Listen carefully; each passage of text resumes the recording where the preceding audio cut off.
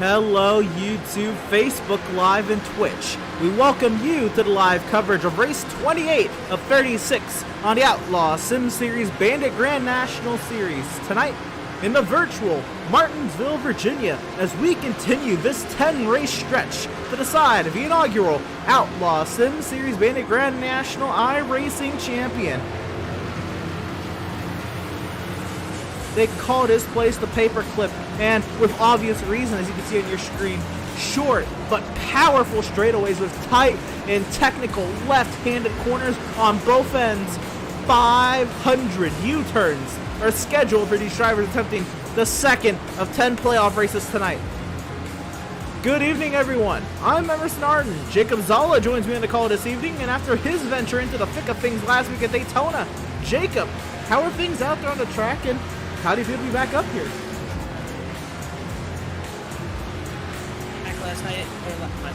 Last week it was fun, but tonight it's the paperclip, tight corners. You know, there's one thing that tickles my fancy about this track. I don't know if you know what it is. It is the concrete, I don't know what you would call them, the concrete in turns 1 and 2 and 3 and 4. You know, they could have just paved this track with asphalt, but no, they decided to add concrete, and this track's going to add a lot here tonight, and you're going to see a lot of people trying to dive it in there here tonight. Absolutely, and tonight's charity, of course, is Speedway Children's Charities. In the playoffs, we're going to be hitting up charities we've previously hit up in the previous races during this regular season. Tonight's charity, we're hitting up once again Speedway Children's Charities, which is a non-profit 501c3 organization and provides funding for hundreds of non-profit organizations throughout the nation that meet the direct needs of children. Their vision is that every child has the same opportunities no matter what obstacle they're facing.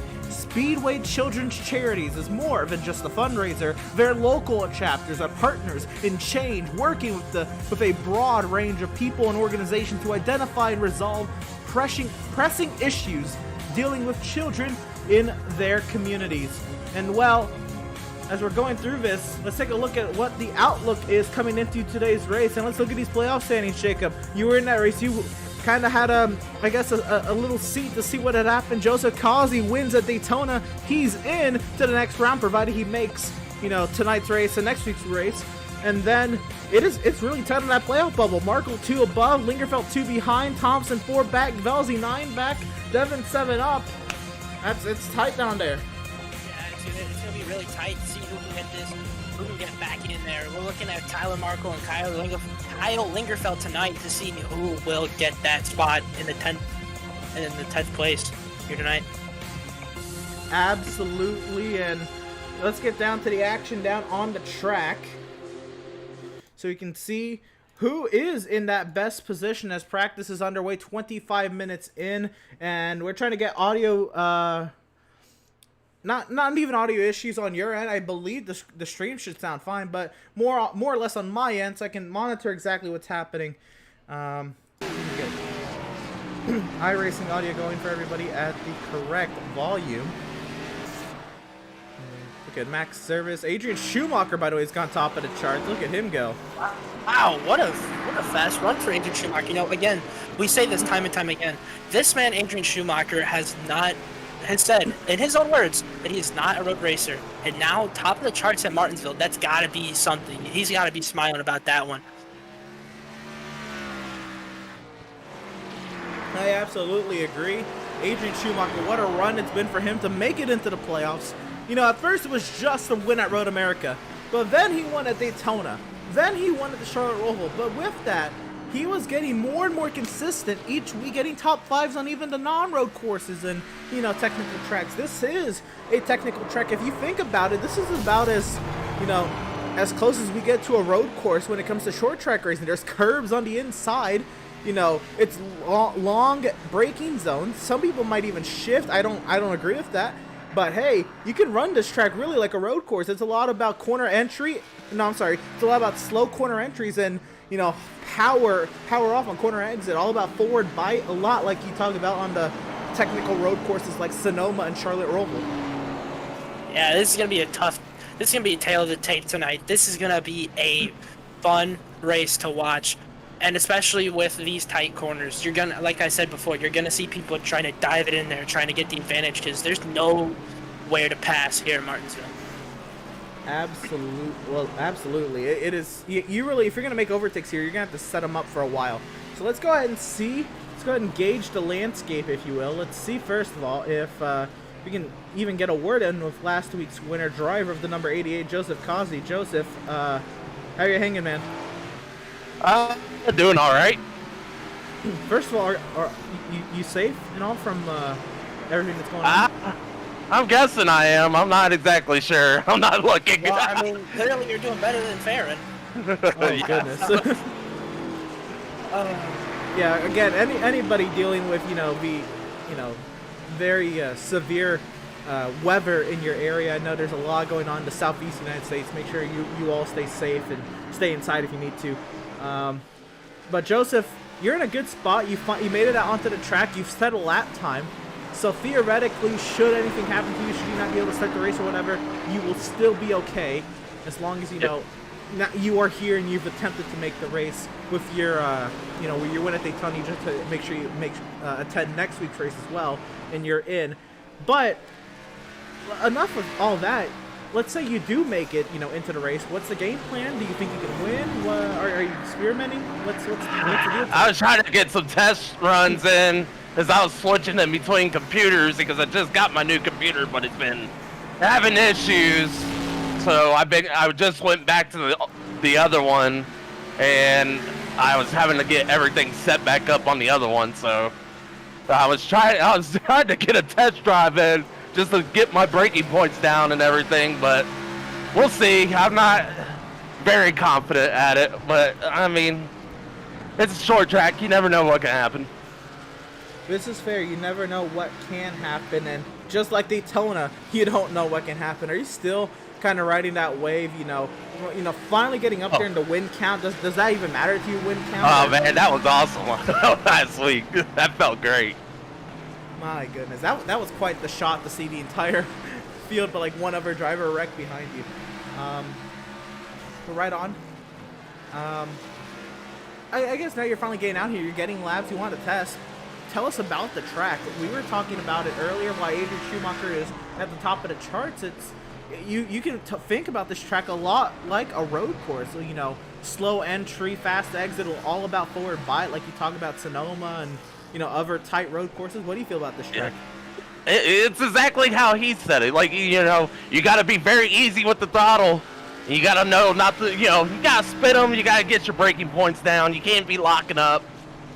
So it's a whole mixture of trying to not, do that all at one time, and you got to roll that center. If you don't roll the center well, then, you're going to get punted. Fair enough. It's very hard to pass. What lap are you gonna start giving out the chrome horn, they call it? I'm trying not to do that till later on. Try to be respectful. All right. Yeah. Jacob, what you got?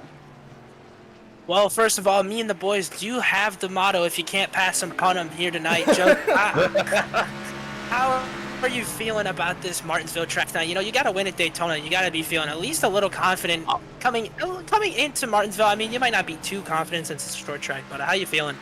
I feel a lot better, more that I'm secure into the next round, and I don't have to really exactly worry about it too much. So if I do get junked, I don't have to really worry about it. Right. Question for you: what's it gonna take to get this 88 car to a championship win? It's going to take more solid runs, like, staying in the top 5 and all that. You got to stay up there, get the points, and hopefully snag a win somewhere.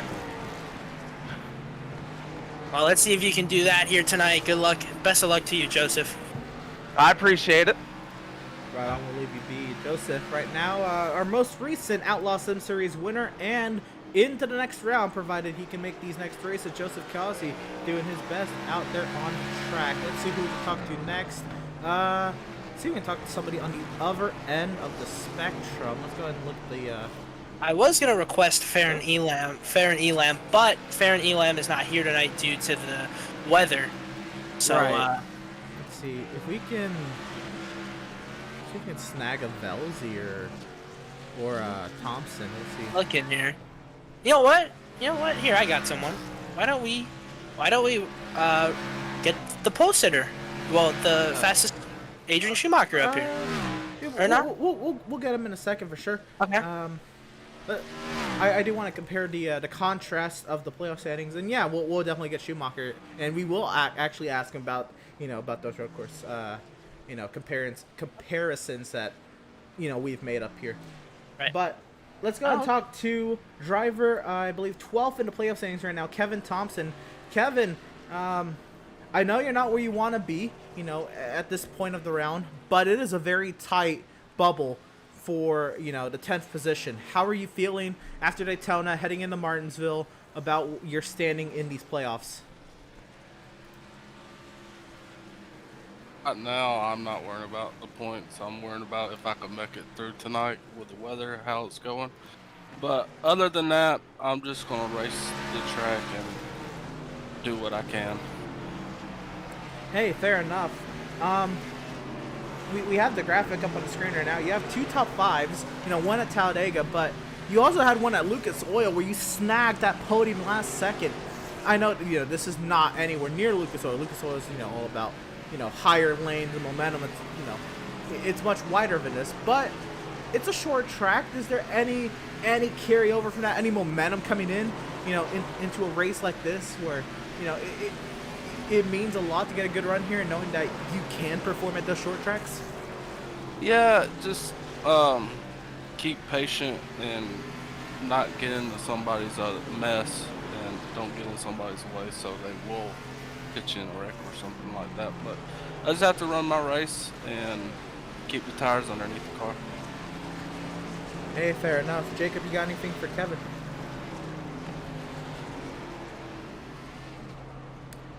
I don't believe he's here at the moment. That's all right. So let's talk about Daytona.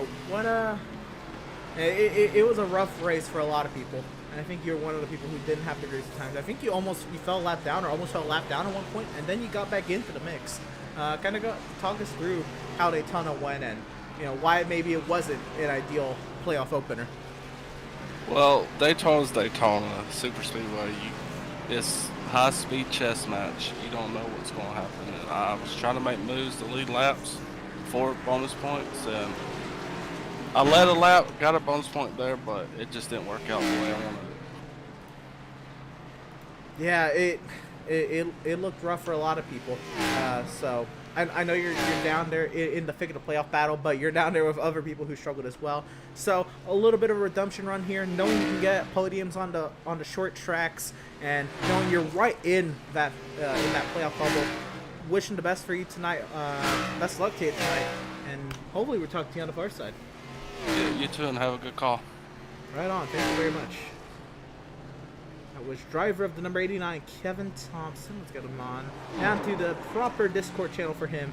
And now we will try to talk to the driver who's currently top of the practice charts right here, Adrian Schumacher. And my co-commentator is not here right now, but he kind of requested this interview. And we were talking about, why maybe this might be a track suited for you, Adrian. But first, I want to let you tell us, what is it about this track that you just clicked right off the bat? Could you say that again? That was all tied up.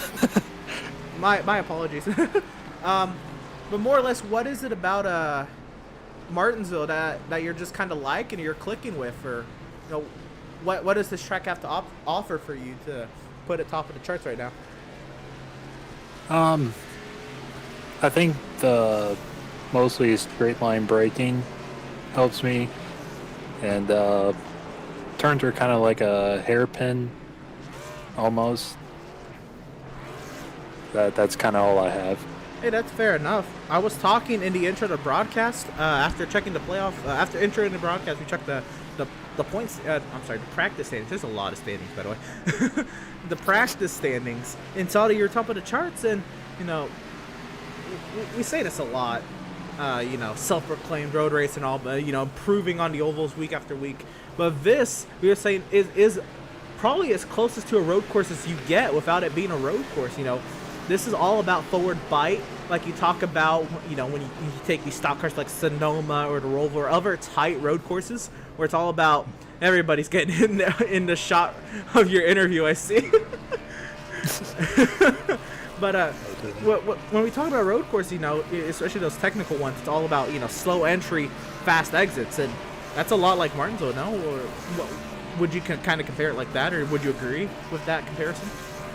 Yeah, I'd agree with it. I'd say it's slow in, and you like slowly progress until the tires can catch. A lot of correction to keep the car straight. That's all I got. Hey, that's fair enough. So just knowing, you know, the importance of running good in the playoffs here, what is the game plan for the 82? Is it, you know, just go out there and dominate, or is it just let the race come to you, or what's the game plan? I think I'm going to go with almost every week. Try to save tires, fuel, try to get a long run so I can have fresher tires when the long green flag runs go, because that seems like where I make my most positions up to where I lay back the first long run, and then I get fresh tires and kind of use that up every lap to try to match the pace of everyone else. Fair enough. And so Daytona, you were up there. I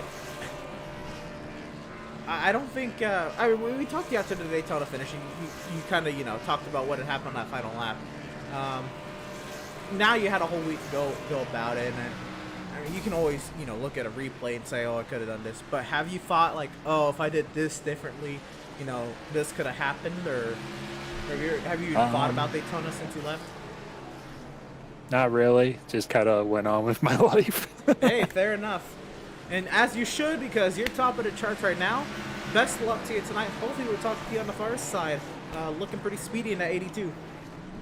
Good luck, Adrian. Thanks, guys. Right on. That was driver of the number 82, Adrian Schumacher, and he agreed with our comparison of this track, you know, to running it like a road course. Before we go on, let's take a look at the chat real quick. Mad Dog Burger in the house saying, let's go, Seth Burger. Matthew Champ here says, I'm watching, and there's 18 viewers across our 4 platforms this evening.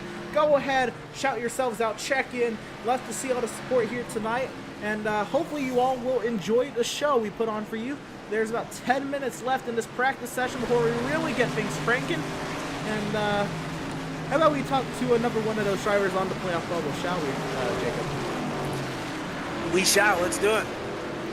All right, let's go ahead and find driver of that number 42, Tyler Markle. He's right on that playoff bubble, 2 points above. Let's see if we can bring him on in. Hey, Tyler, you got me?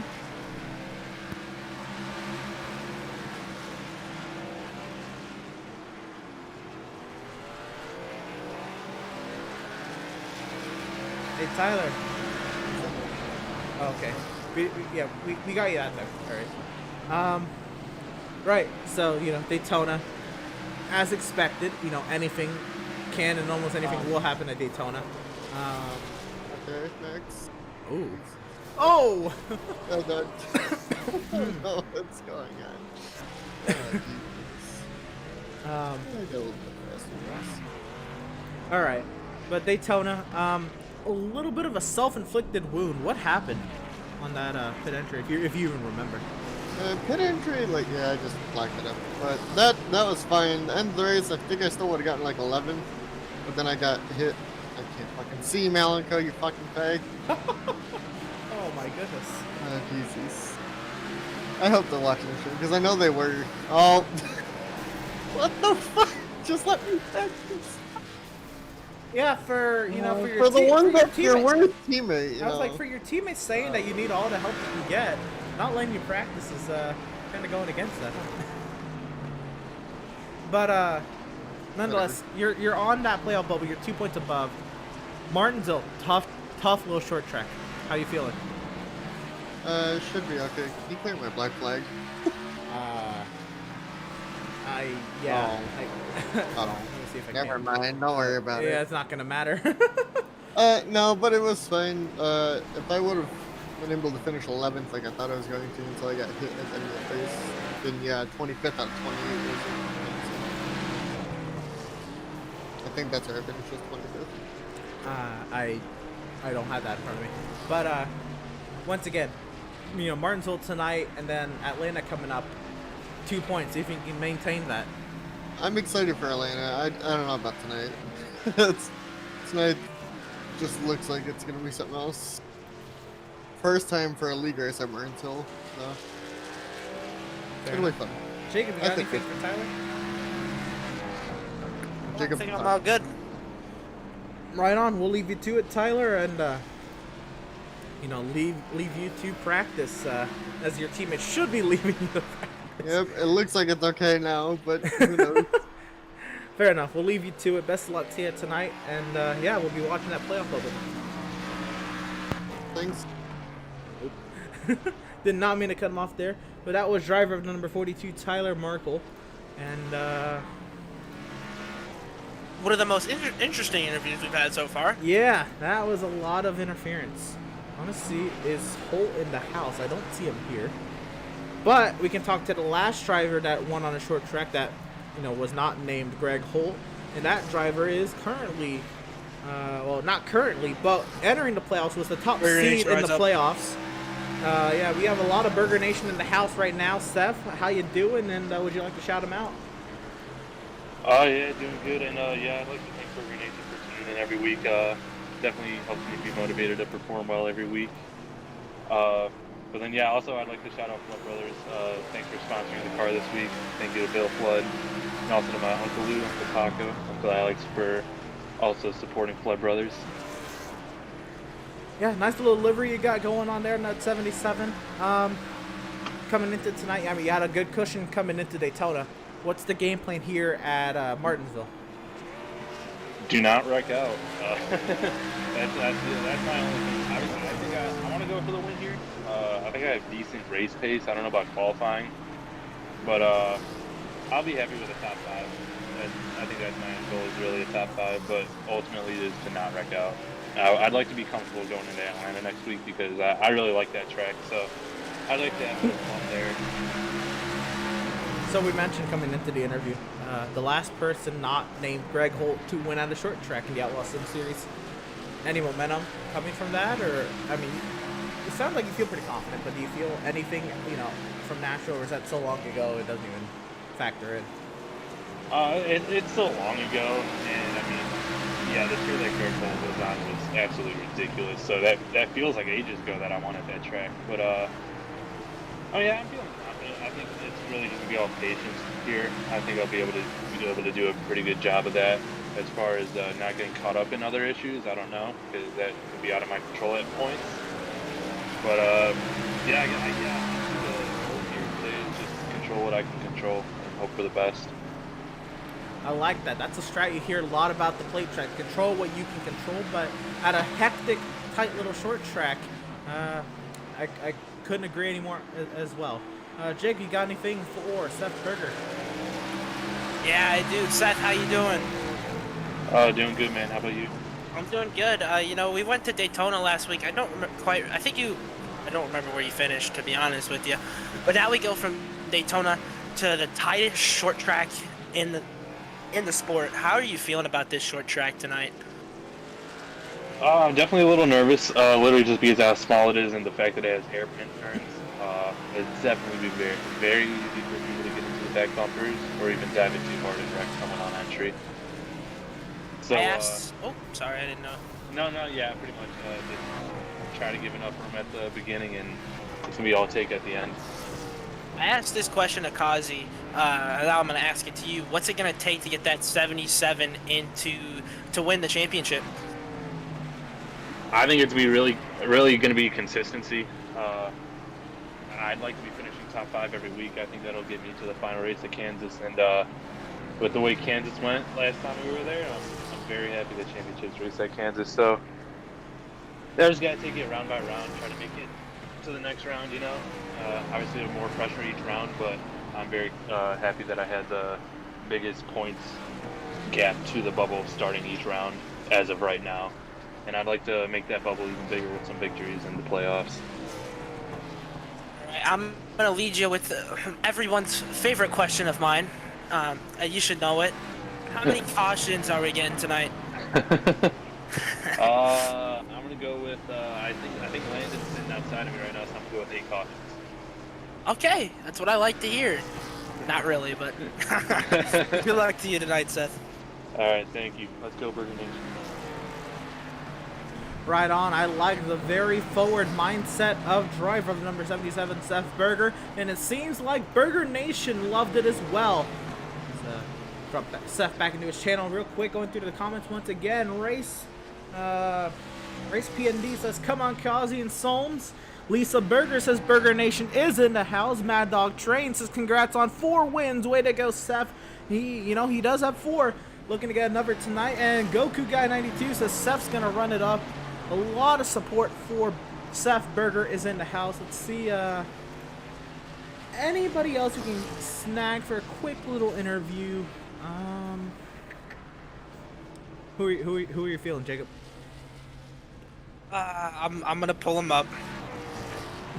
Give me 1 second.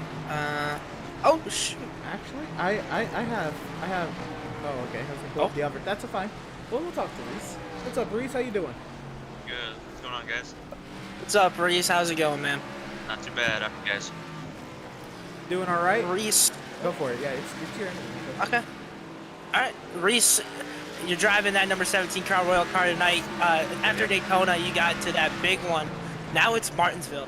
Tight, short track with concrete turns How you feeling tonight? It's gonna be interesting.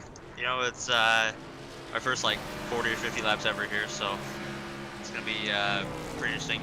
It's a short track, so there's gonna be a lot of bumping and running. Hopefully, can get past people, but I know track positions. It's always key to short tracks, especially here. I mean, there's not really, you're turning more than going straight half the time, so it's gonna be pretty hard to get by. But hopefully, we just stick around the front, and there's a lot of laps tonight, which is nice. So a lot of experimenting can go on, and just hope for the best.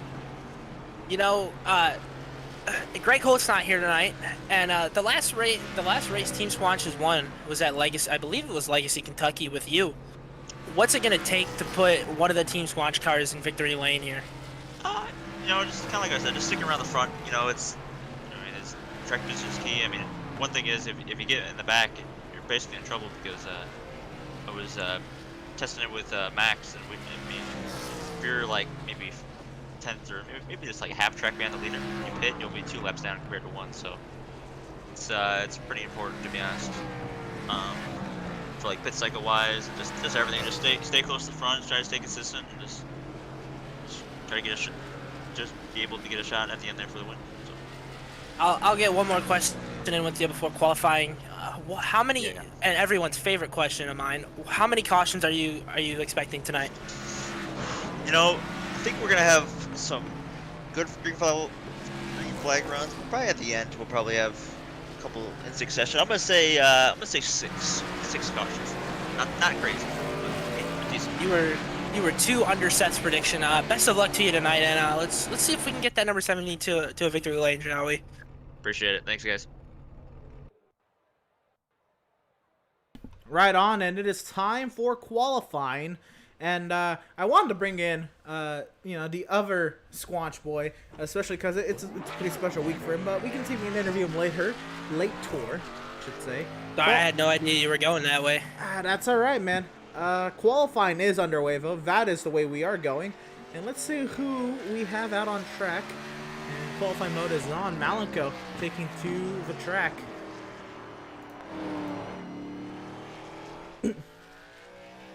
Let's see if he can get that pole. He's been really good at the short tracks, but so these last few short tracks he hasn't done too hot. Let's see if he can get a win here tonight. No Greg Holt in the field, so hopefully a win for him will look more eventful. So Malenko sets the first time, but puts him top of the charts nonetheless. It's a 20.471. Schumacher second quickest. Matthew Setzer, actually no, that's only 2 times are in so far. Let's go ahead and check in with driver who was top of the charts in practice. He's gonna go around, so he will not start from the pole. Wow, what a hard hit for Schumacher. Joseph That's Kazi. definitely gonna run down his time. Out there as well, Matthew Setzer, Kevin Thompson, Kyle Lingerfelt slaps it in 3rd. Kazi's gone 4th. Let's see if he improves. He does not. He went slower. Thompson's gone 5th. Matthew Setzer is out there. He puts it 6th. 6 drivers set time so far.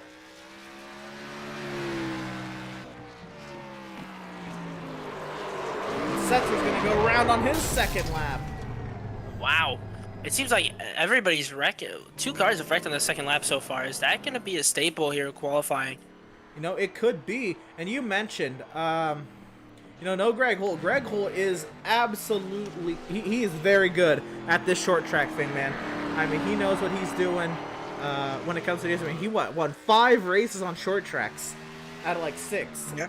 Like, he knows what he's doing when it comes to these things. And the fact that he's not here tonight in the playoffs, that opens the door for one of those drivers who's good, but, not Greg Holt good at these short tracks to step up and lock themselves into the next round. Yeah, and I think that's what everybody is smiling now. I know these guys like Greg Holt, but they're smiling not seeing that 3 car in the field tonight. Yeah, I mean, he's so fast. He would have been eligible for the playoffs if he just made enough starts. But Max Service, he's gone out there. He's put it 2nd. Cardullo's out on track. Marco's coming on track, and Andrew Pratt puts it 7th. Will Service go faster? It looks like the first lap is fastest for everybody thus far. And the narrative stays the same for Max Service. Looks like Cardullo had taken the track, but he hit the wall in the first lap, so we'll see if he goes out for another. Tyler Markle out here on track on his first lap.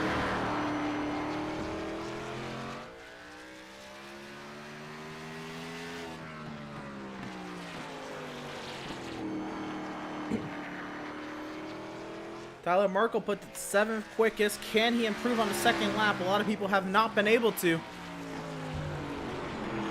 Out there as well, Reese Schaefer on his first lap. Tyler Markle will not improve. No, he does. He improves to 6th, actually. Sorry, I lied. Here comes Reese Schaefer. That was not a good lap, honestly. Let's see where it puts him. Yeah, that puts him 10th. So he's really got to step. He's got to step up on the 2nd lap. Yeah, this 2nd lap is going to have to be the hot one. Cardullo also takes to the track. So I think he's starting. Oh, he's going to do his only timed lap. Yep, he only has 1 lap. He hit the wall in the first one. Oh, no, he stopped. That's it. Cardullo maybe That's got it. both. Schaefer goes to 9th. Not good runs for the Squanch boys. Yeah, tough break for the Squanch boys, but Seth Berger taking the track now. Can he get the pole position for Team Swift Motorsports? Take a look at the chat. Mark Berger says, damn right, Berger Nation, go 77. Race, I'm going to say Race Pond. Probably wrong, but 24 Miz for a podium for sure. Love to hear that support from Miz. And, of course, he supported Kazi and Solms earlier. And Mad Dog Train's in the house trying to say Seth's going to make it 5 tonight. Or he says, let's make it 5 wins tonight, Seth. Which, by the way, Seth has gone 3rd quickest on the charts. 2nd laps are usually slower, but does he change that narrative?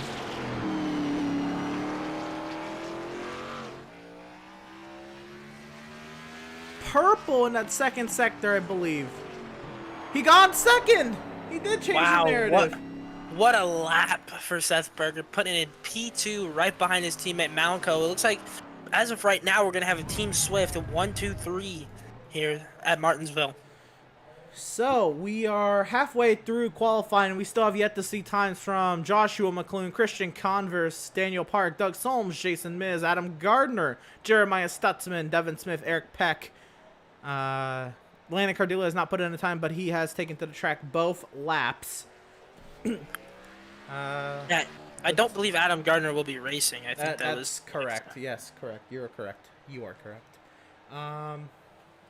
Sean Thompson in the house saying, good luck, Kevin. Hopefully you get this race in before the bad weather rolls through. Right, everybody who's experiencing, the severe storms in the southeastern United States, there's a lot of bad weather going on around here. make sure you stay safe, stay warm, do whatever you got to do to keep yourself safe. Yeah, we're praying for you guys out there. And if you're able to stick around and join us for a couple hours, hopefully get your mind off of that for a little bit if it's stressing you out, and hopefully we can bring you a good show. But again, stay safe. For all of those that could be affected by some terrible storms. I believe one of our drivers tonight, Theron Eliam, is not going to make it tonight. I'm not going to go into detail out of respect for him, but he's not going to make it tonight due to something happening with severe storms where he's at, and wishing the best for Theron, and gonna keep him in our thoughts.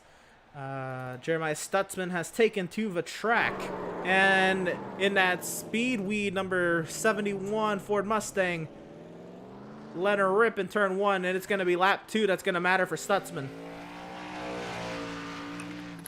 What a paint scheme to run tonight here in Martinsville. Oh, and Dan Park in the house, supporting Malenko, who's currently on the provisional Pratt Tile and Stone pole. We'll see what Jeremiah Stutzman can do. Looks like he's just kind of keeping that thing under control. Getting down the back straightaway. The 71. Setting a lap time will do wonders. Gets you out of that back of the pack. Where's he gonna put it? 9th quickest. Hopefully that puts him ahead of some of the trouble. So we're sitting at 12 drivers in the books for qualifying. Real quick, let's see. Get this going. Looks like we will not be. That's okay. Nonetheless, going to shout out our charity once again tonight. Tonight's charity is Speedway Children's Charities, which is a non-profit 501c3 organization that provides funding for hundreds of non-profit organizations through the nation that meet the direct needs of children. Their vision is that every child has the same opportunities no matter what obstacle they are facing. Speedway Children's Charities is more than just a fundraiser. Their local chapters are partners in change, and they work with a broad range of people and organizations to identify and resolve pressing issues with children in their communities. If you wish to donate to the Speedway Children's Charities, you can go to speedwaycharities.org, and there's actually several different websites. Of course, we're talking about, the local chapters, but speedwaycharities.org is, I believe, the main website, and you can donate to that website should you feel you wish to help out this charity. And again, we're trying to shout out a different charity each week to get them some recognition and any support we can get with, the spotlight we can put on them, with all of you tuning in each week. We decide, to give back some of our time. It's why we broadcast the final 30 minutes of open practice. And, in the playoffs, we're going to revisit some of the charities we once visited in the regular season. Speedway Children's Charities was one of the opening charities. So if you didn't donate then and you want to donate to them, now's a good opportunity as well. Make sure you check out speedwaycharities.org for all that. The beautiful cameras you see this evening, they are provided by Whiplash Media. And the stream just had a moment right there. But once again, the cameras that we are working with tonight, the beautiful camera work tonight, they see these amazing scenic cameras. Maybe not these scenics, these are from iRacing. But the TV cameras and all this, the statics and all that, that's provided by Whiplash Media, which is Pit Stop TV's parent organization. Whiplash Media specializes in various sim racing resources, including paint schemes, stream overlays, iRacing, camera packs, and more. Whiplash Media is also working on its presence in real racing, offering services such as photography, social media management, public relations, and more. Make sure you go to www.whiplash-media.com for more information. And now, qualifying has ticked over, so that means we do have an official Pratt Tile and Stone Pole Award winner, and that is Malenko on the pole here at Martinsville, and Pratt Tile and Stone serving all your tiling needs since 2003. And now let's go through our starting lineup, shall we, Jacob? Row number 1 will be Malenko. To his outside, we'll find Seth Berger. Row 2, Max Service, Adrian Schumacher. Row 3, Andrew Pratt, Kyle Lingerfelt. Row 4, Tyler Markle, Joseph Causey. Row number 5, Jeremiah Stutzman, Kevin Thompson. Row 6, Reese Schaefer and Matthew Setzer. Jacob, take us to the next page. Row number 7, we have that number 3 car. Everyone's smiles have been turned into frowns. Greg Holt lining up on the field tonight. And in 14th, Joshua McClune, because Adam Gardner is not racing. In 16th, Jason Miz. In 17th, Devin Smith. In 18th, Daniel Park. In 19th, Landon Cardulo. 20th, Eric Peck. Doug Solms in 21st. And in last place, rounding out the field, the number 90 of Christian Converse. So actually, with Adam Gardner not running everybody to the right side, they move up one spot. So McClune will stay 15th, Miz will go 14th, Park 16th, Peck 18th, and Converse 20th. So that is how they will start off tonight's race. Let's go ahead and look at our race info coming into today's race. And this half-mile paperclip, they call it.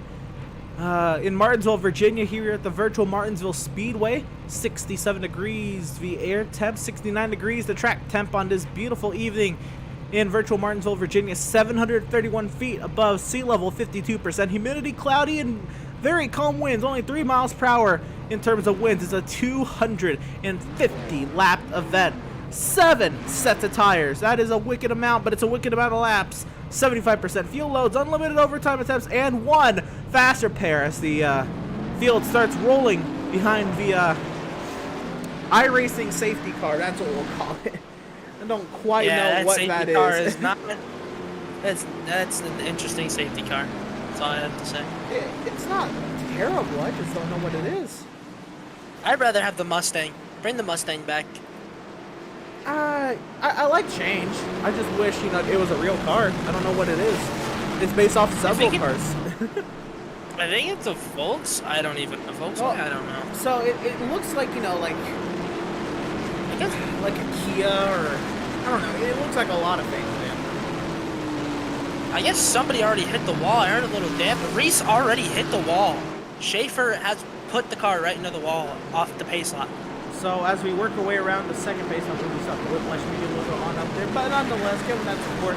Forgot to mention them at the All-Star race, by the way. They did the cameras at the All-Star race as well. Looking at the chat once again. Sean Thompson says, 71, keep it in the lone lane. Don't go high. Nice paint scheme.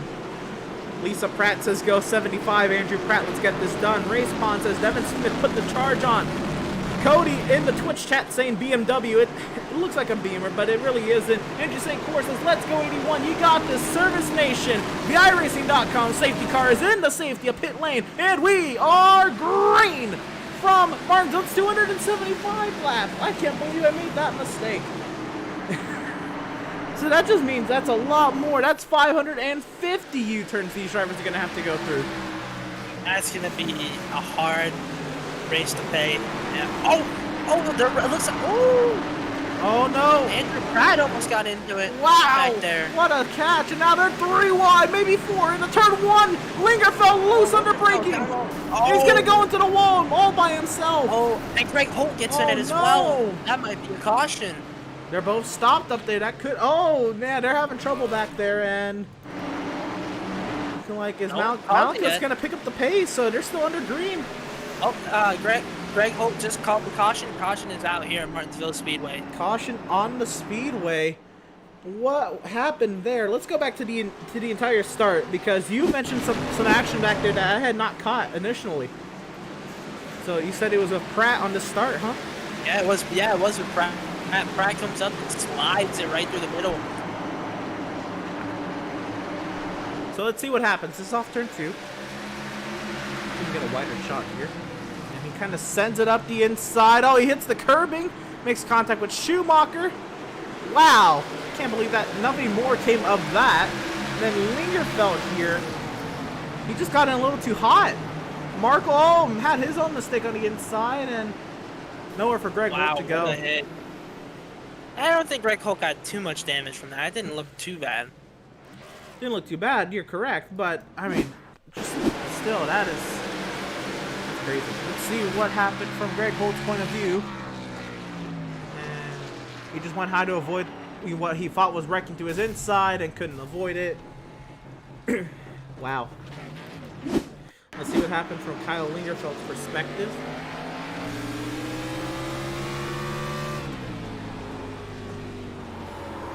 Yeah, it looked like he was just in too high of a rev for the corner. If that even makes sense, it looked like he was just he was going too fast for the corner. Yeah, he really did. Wow. Well, I was thinking, now that we have a caution underway, if you want to interview the guy you were going to interview before a race, why don't we give it a shot? Yeah, let's see how many laps we got here. Like, they're still on the pace car, and nobody's gonna pit yet, so let's go ahead and bring them on up. Hey, Landon, it's Lou. If you got a copy. I sure do. Right on. Want to get an interview with you in practice. Kind of got timing a little mixed up there, but wanted to shout you out. It's a special week for you tonight, huh? Or this week, huh? Yep. Big 20. 20 years old, turning 20 on, God, what is today? Today is the 17th, so Monday. Right? But nonetheless, how does it feel to be 20, and how do you feel about Martinsville? I mean, it feels great. Had a lot of friends and family get in touch with me, so that was nice. So far, the race is doing pretty good. Just got to avoid the chaos in the beginning and then just get in the rhythm of turning the car, I guess. Hey, fair enough. Jacob, I noticed your boy. You want to ask him something? Lennon, how you doing, first of all? Pretty good. How about yourself? I'm doing good, and I don't think I got a chance to say it personally to you. Happy late birthday, Big 20. It's a new change. How you feeling about this track tonight? You know, this tight track. How you feeling about it? I'm feeling pretty good. It's a little slick, but I think once we get on green flag run, kind of slow it down a little bit, pace falls off, I think we should be good. Did you see what happened with that wreck, or were you behind it? So it looked like Kyle got a little loose and kind of misjudged it and hit the wall, but it should be okay. All right, we're going to leave you to it. Best luck to you tonight. We're getting ready for the restart. All right, thank you. Sorry to cut you off there, Jacob. Just while we were Oh, going. you're good. Yep, I was going to end it right there anyway. Yep. Anyway, the iRacing.com safety cars in the safety pit lane, and we are green from Martinsville.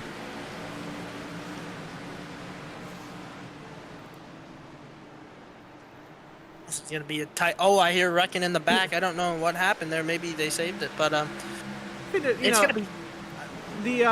With iRacing, you'll hear the sound even if people just make a little bit of contact, so... Yeah. I mean, it doesn't necessarily mean they're wrecking. We got a nice view of the field there. Look at this battle for second. This is Max looking at Schumacher.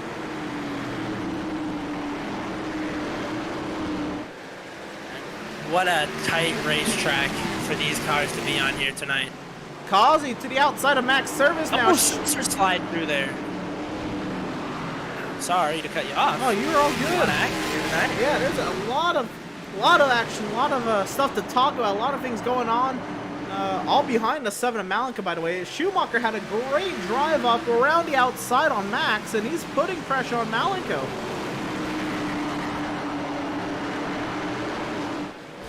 Riding on board of Adrian Schumacher. He wants to send it. Yeah, but it's going to be a matter of can he, and how hard does he want to use those tires up here? It's only lap 12. You got a lot of laps left. Look at how defensive Malenko is.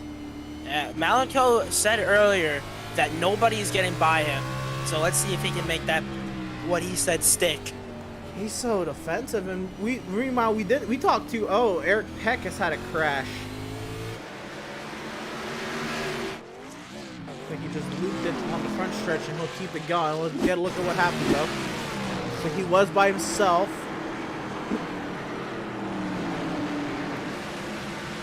And that's exactly what happened. The solo spin, everybody misses him, and he'll loop it back around, and he'll be okay.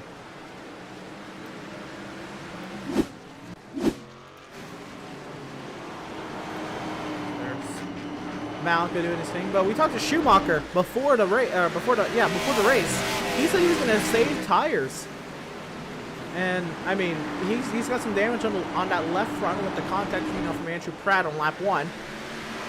But if he's working on saving tires and Malenko is destroying his right front by being defensive, Schumacher's going to find a way around Malenko at some point. Yeah. Yeah, he will. He definitely will. If Malenko's using up his tires too much, Schumacher will definitely find a way around him. But it's just going to be when and where. So this is now the marathon part of the race. This is where you have to be telling yourself that it's a marathon, not a sprint. Don't wear out your stuff. Don't damage the car. You know, just do what you gotta do. Get yourself in position for something in, you know, about 250 laps from now. Yeah, and to think, I believe looking at the laps for the schedule, I think this is the longest race of the season. So you just gotta Park simmer into the down. wall. Contact with Lingerfeld. Oh wow, what a wall shot there! But he keeps it going. It doesn't spin. That's what I was saying. I think this is the longest race. Oh no! There he goes. Oh no! Wow. Big hit for Daniel Park, and I was just about to mention he's fresh off his first top 5 of the season last week at Daytona with that 4th place finish, and that is not treating him well. That is not gonna look too good.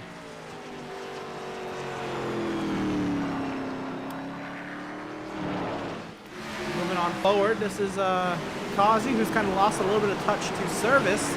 You'll see Kazi's name is in yellow on the scoring there, and that just means he is locked in, provided he makes next week's race. At this point, all he has to do is start next week's race, and he's locked in no matter where he finishes next week because of his win at Daytona.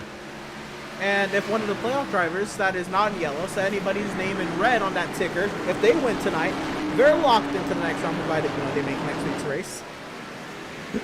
And I mean, you can say it's a long shot, but if anybody below that cut line ends up winning, that, you know, then shuffles that whole bubble fight.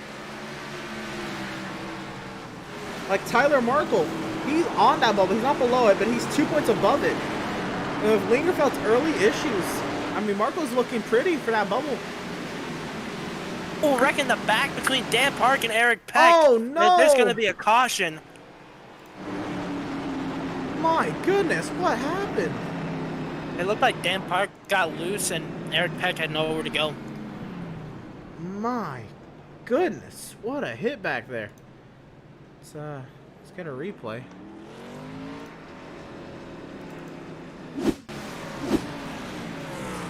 On here. Dan Park, this is going into turn 1. Yep, just loose. Does he overcorrect it? Right into the path of the 37. Oh, that's a hard hit for 37. My goodness.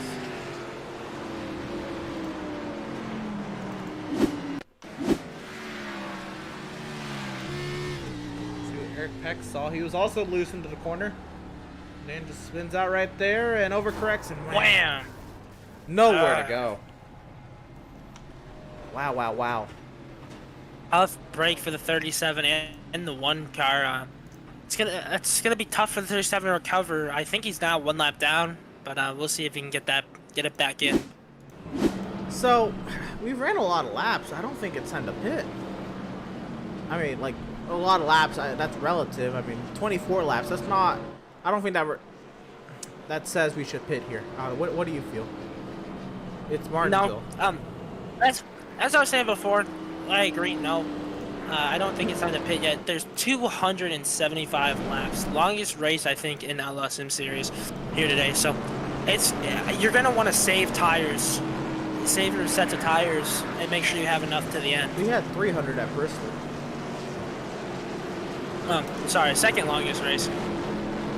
But still, you're going to want to conserve those tires very well. So let's see if we can bring this man up. And he's one of the people who did pretty well at the short track. If it wasn't for Greg Cole, might have been able to snag a couple. But let's talk to the man in Malenko. How you doing? Oh, all right. Looking pretty good. Prospects going up. Prospects. Stocks up 20 up. Stocks up 20%. So we saw you very defensive on Schumacher that last run. The Schumacher, he told us before the racing started he wasn't even going to be trying. He's saving tires. And you're going very defensive. Looks like you're making yourself pretty vulnerable on the long run here. Is that still going to be the strat, or is I'm just driving the track. I'm getting real low, so I can just... That's why you see me like going so far in the middle of the corner, because I'm just holding the steering wheel straight. Fair enough. I guess that could have been a strat, for sure. But going to it, you know, you talk about the stretch of short tracks, and maybe before Greg Holt was a prominent winner in this series, you know, a lot of people were looking towards you to have a good run at the short tracks, and then Greg Holt went on an absolute tear. But you weren't too far behind at a lot of those races. Does, you know, those kind of runs give me any motivation to coming into tonight and then qualifying on the pole and being out in front? It definitely doesn't hurt. Definitely doesn't hurt. But since I'm the one in the lead here, I was talking about, you know, at Five Flags and Myrtle Beach, how qualifying really screwed me here, so now I have no excuse to go. If I don't win, it's all on me. Fair enough. You're coming around to the restart. We will lead you to it. Best luck to you tonight. Hopefully we'll talk to you on Thursday. Good luck, man. Yep, thank you. And that was driver of the number 7, your race leader, Malenko. And there you go, Malenko leading the field to the green. The safety car is in the safety pit lane, and green flag. And he's waiting all the way until that straightaway. You do not want to be getting those tires spun up on corner ends. You want to be going straight when you hit that gas. Yeah, definitely don't want to spin the tires. That could cause a wreck and cause the field to stack up. So, look good so far. Nobody wrecking yet. Yeah, we're going to take a look at this middle of the field, you know, where all the action's been that we've missed the past couple starts. So we'll keep an eye on this. That's why I think it's also good having two of us up here. One can catch the front of the field, and then one can catch the action in the back.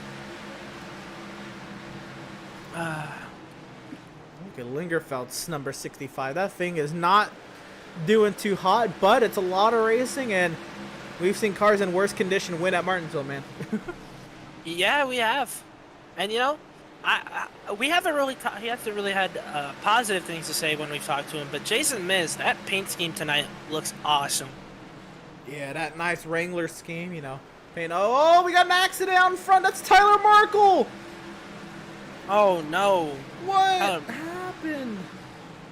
This definitely doesn't help Marco's playoff chances or second round chances. Right, here. he was so far ahead of his competition in the playoffs that you know, in the moment. We'll see what happened though. Maybe he was helped, but if this is all by himself, he's got some explaining. He just sends it. Yeah, he drove it in too hard and couldn't recover. He might have missed the braking zone too. That could also be a fact. This is fair, yeah. My goodness, I mean, I don't get that. You know, he's already above the bubble, barely above the bubble coming into today's race, but having any kind of cushion leaving would have been much better heading into Atlanta.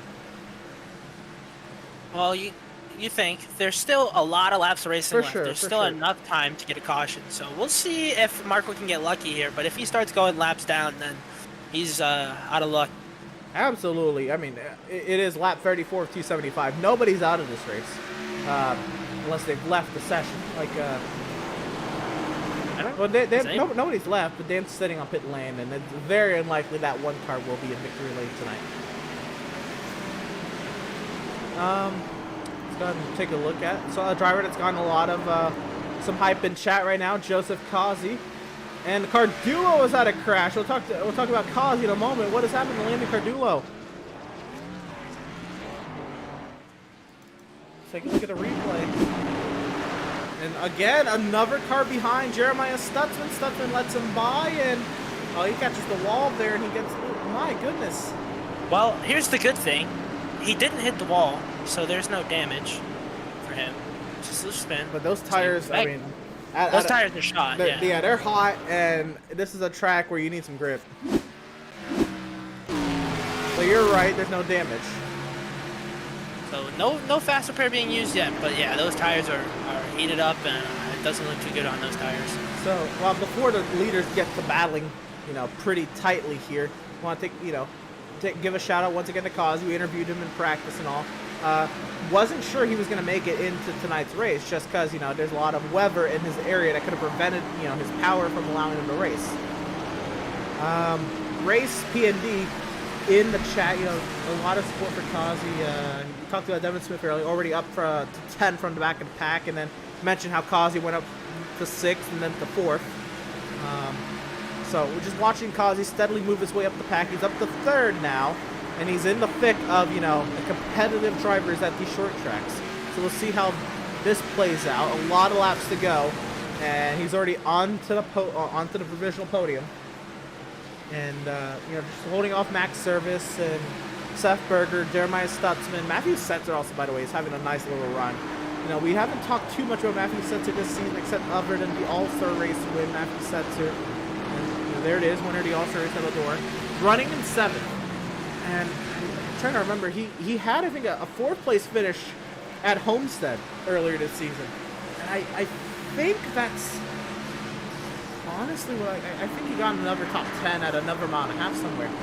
But other than that, you know, this season has not been, you know, all that for Matthew Setzer. He got $80 out of it, which, you know, a lot of people can't say they have. But Matthew Setzer having a nice little run early here at Martinsville. Taking a chat real quick. Donovan Craddock says, "You're." Pam Williams says, "Go Seth, go." And Andrew St. Cour saying, "Guys are overdriving it." And yes, indeed, they are. Yes, they are. My goodness. There's been a lot of overdrives, and again, it's only lap 42 out of 275. So, overdriving it, you shouldn't be trying to overdrive it right now. Looks like Malenko's opened up a little bit of a gap to Adrian Schumacher. Schumacher is right on the gearbox of that number 7, and Malenko since has opened up a little bit of a gap. So we'll see. We'll be back. Here's a battle. This is 2 playoff drivers, 3 playoff drivers, 4 playoff drivers going at it. This is behind Thompson. This is Lingerfeld McClune going at it in front of Devin Smith. This battle on your screen, McClune trying to get 11 from Lingerfeld and hold on to 12 from Devin Smith.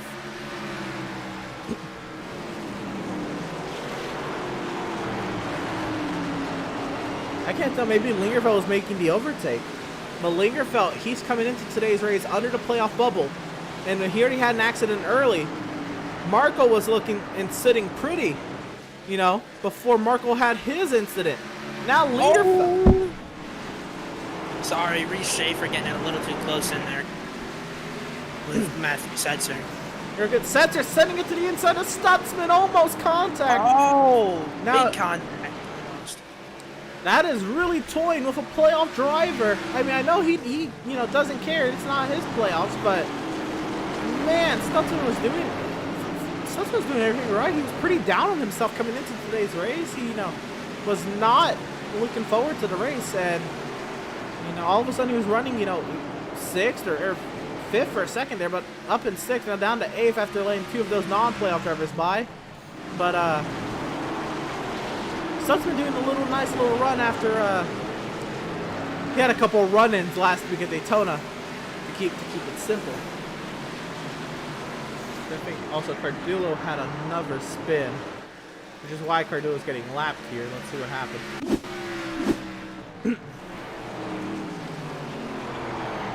Oh, this is turn 4 exit, huh? Wow. Oh yeah, big time. This guy, Landon Cardullo, has been able to keep it off the wall. What an insane job to keep it off that wall and not getting any damage to the car. Yeah, I don't know how he does that, man. That is crazy. That is 2 times he's wrecked and hasn't hit the wall yet. And like we said before with that first wreck, those tires are heated. So could that have been the product of what those tires were showing from that wreck? Possibly. Very possibly. You know, those rears could have already been lit up, and then, you know, he's probably, you know, not in the best of mood after his first mistake, and easily could have overdriven that, you know, that corner exit, and here we are. Yeah, well, he's 1 lap down now. Again, lap 51. Not out of it just yet. He is the free pass car, but then you have to wonder where Tyler Markle is now. Just coming off the floor. Eric Peck has gone another lap down. So Cardullo coming up to lap Peck, and Markle about to get lapped.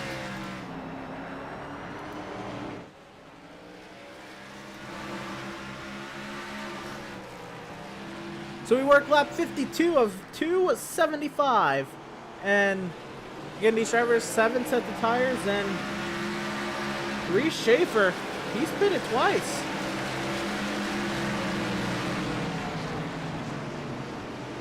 I mean, I don't know. How do you feel about that? It looks like he pitted both yellows. Well, again, before the initial start, he did clip that wall down there on the 3 and 4 pit road, so he's probably fixing the damage from that. Fair enough, fair enough. I did not consider that to be a factor. Somebody else who pitted was Andrew Pratt. He was probably repairing damage from the initial caution. Kyle Lagerfeld, I think, with obvious reasons, he's pitted. But Joshua McClune has pitted, and there's no obvious damage on this 18 car. Maybe trying to get tires, or I don't know. Hitting a little too early to liking, but you never know with the minds of these guys, what they're thinking. Maybe they're at the back of the pack. They have 7 sets. Why not try something? But it looks like McClune back here, doing his thing. Like Jason Miz as well. Greg Holt was, involved, I think, in the initial incident. And Doug Solms has pitted as well. Tyler Mark was actually past Solms for position, so Solms is now the last car on the lead lap.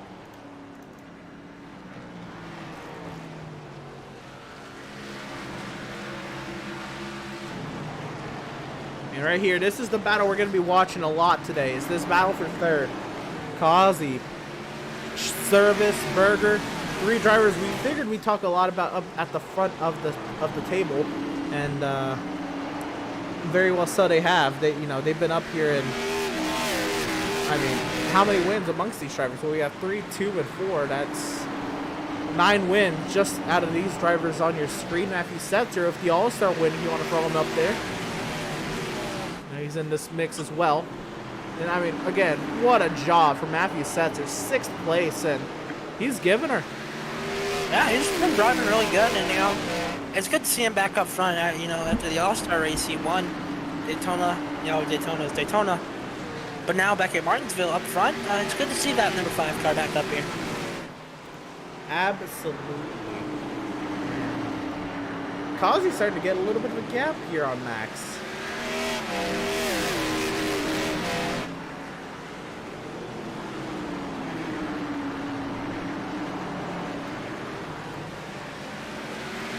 So they continue to do their thing. Around here again, the closest battle is actually between these Swift boys. Right here, this is getting really tight. Actually, here comes Seth with the send to the inside of Max. Is Max going to give it to him going around the outside? Seth Berger got it. That is P3 now for Seth Berger. You have to wonder if maybe Max Service's tires are eating up a little bit here. Oh. Maybe. If you saw right there off of turn 4, you had to really catch the car there. We'll see here. Right on board with Max Service.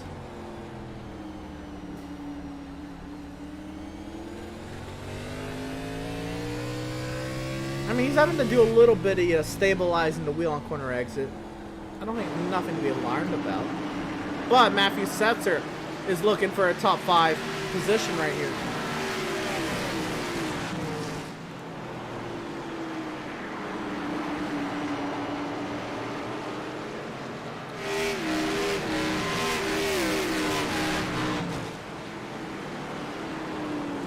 So we'll go ahead and take a look at the chat once again. Theron in the chat. Driver number 20 available for commentary, even though I have no power. I'd much prefer you in the session if you're going to be joining me. But, right, Mark Berger in the chat. You got this tonight, son. Go number 77. Race Pond says Miz, Smith, Solms, all longtime teammates on STR Racing. Get 409 together. Right. I tried to get in on that, on Project Cars. I think connection issues really plagued me there, which was very confusing to me, because, I mean, Project Cars was not the stablest of games by any means, but I don't know. Connection issues just, never really plagued me until, I was to run that series. So not entirely sure. Maybe your internet didn't like the series. Maybe didn't like the host, correct. Andrew St. Fleur, no reason to push this early, just logging laps. Exactly. And William Stark in the house saying, good luck, Seth. Trash these guys for Flood Bros. And, I mean, he is. Seth is up to 4th. He's trying for sure. He's trying to see what cause he's got. And I don't want to be like, you know, every other broadcaster when we still, you know, see Chase Elliott and Denny Hamlin near each other on track even 3 years later. I think it's the most pathetic thing ever to say that those two still have history, because it was, you know, clearly Denny, you know, annihilated Chase at Martinsville, and then Chase, oh, so the race leader! Malenko, what happened to Malenko? What happened? Did he overdrive the corner from the lead? Take a look at the replay. Oh! He was battling Schumacher. Did they make contact? Oh no, they made contact! I feel like Malenko was trying to pin him down, but whoa! Right into the path of Seth. Oh, that almost got Landon and Schaefer as well. I need more. No. I need more information here. Let's see. So Malenko, he hits the curb on the inside, which allows Schumacher to catch right up. And now Schumacher has a run to the inside, and you're not going to be really able to tell here. It looks like Schumacher kind of missed the bottom, but also from the other shot, you saw Malenko turn in on Schumacher. So maybe, you know, maybe it was mutual, I'd say. You can get an overhead shot, though.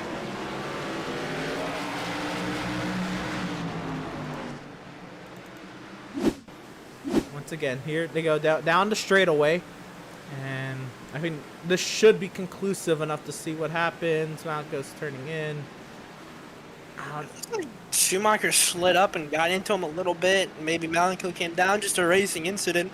Yeah, that's hard racing. Malenko, you know, he made the mistake to get Schumacher in that position anyway, and then Schumacher, he just took it. Yeah, well, now, with that incident, that puts the number 82, Adrian Schumacher, in the lead here at Martinsville. And look at that. 3 wins on the season already and leading at Martinsville. He's won on 2 road courses and the super speedway at Daytona. And we, you know, it's a self-proclaimed road racer. You know, he's won Road America and Charlotte Roval. He proved that. Daytona, it's a plate track. Everybody but the top 2 wrecked at that race, and he barely edged out McLoone at the line. But Adrian Schumacher has steadily been improving his results on the ovals, getting consistent finishes, top 10s and top 5s, race after race. And then, what would that mean to him? What would that do to his status as a driver in the Outlaw Sim Series if he can get it done at Martinsville? It's got to make him a happy camper, getting a win at Martinsville. You know, we keep saying time and time again, you know, he's only been a road course racer, but now if he wins at Martinsville, the confidence had to be through the roof for him to try and get a win and a chance at the championship. I'm not even talking about his confidence. You know, that would boost his confidence through the roof. I don't know, what would the other drivers think? He's got to be a legitimate championship contender at that, then. Yeah, I think so. I think they'll be looking at Schumacher and you know, this guy is really good. He's really improved, and maybe he might win the championship. So now you're looking at the 82 and thinking, if he wins this race, this dude could have a chance at championship. So we'll see where that 82 car goes for the rest of this season. But a great run so far, and let's see if he can get it done here at Martinsville. For sure. And there's still a lot of laps to go, and a lot of things can happen. But I do love talking up that possibility. Because, man, what a story that would be. Adrian Schumacher, from road racer to maybe a force to be reckoned with in the playoffs. Take a look at the chat. The chat has picked up a little bit of pace since we showed the Malenko incident. 26 viewers out there, by the way. All of y'all tuned in. Thanks for tuning in. Hope you're enjoying the show. Go and you know, shout yourselves out or whatever. You know, say where you're watching from, who you're rooting for, or just what you're doing, man. If you're staying safe and all that. And more smoke. Jason Miz has an issue. No, not Jason Miz. Going a lap down now because of the incident. see what happened. This is Miz all by himself. This looks like a solo overdrive. The entry into one. Oh, that's not even an overdrive. What was that? Oh, hard hit to the wall. We need more information of this. What happened there?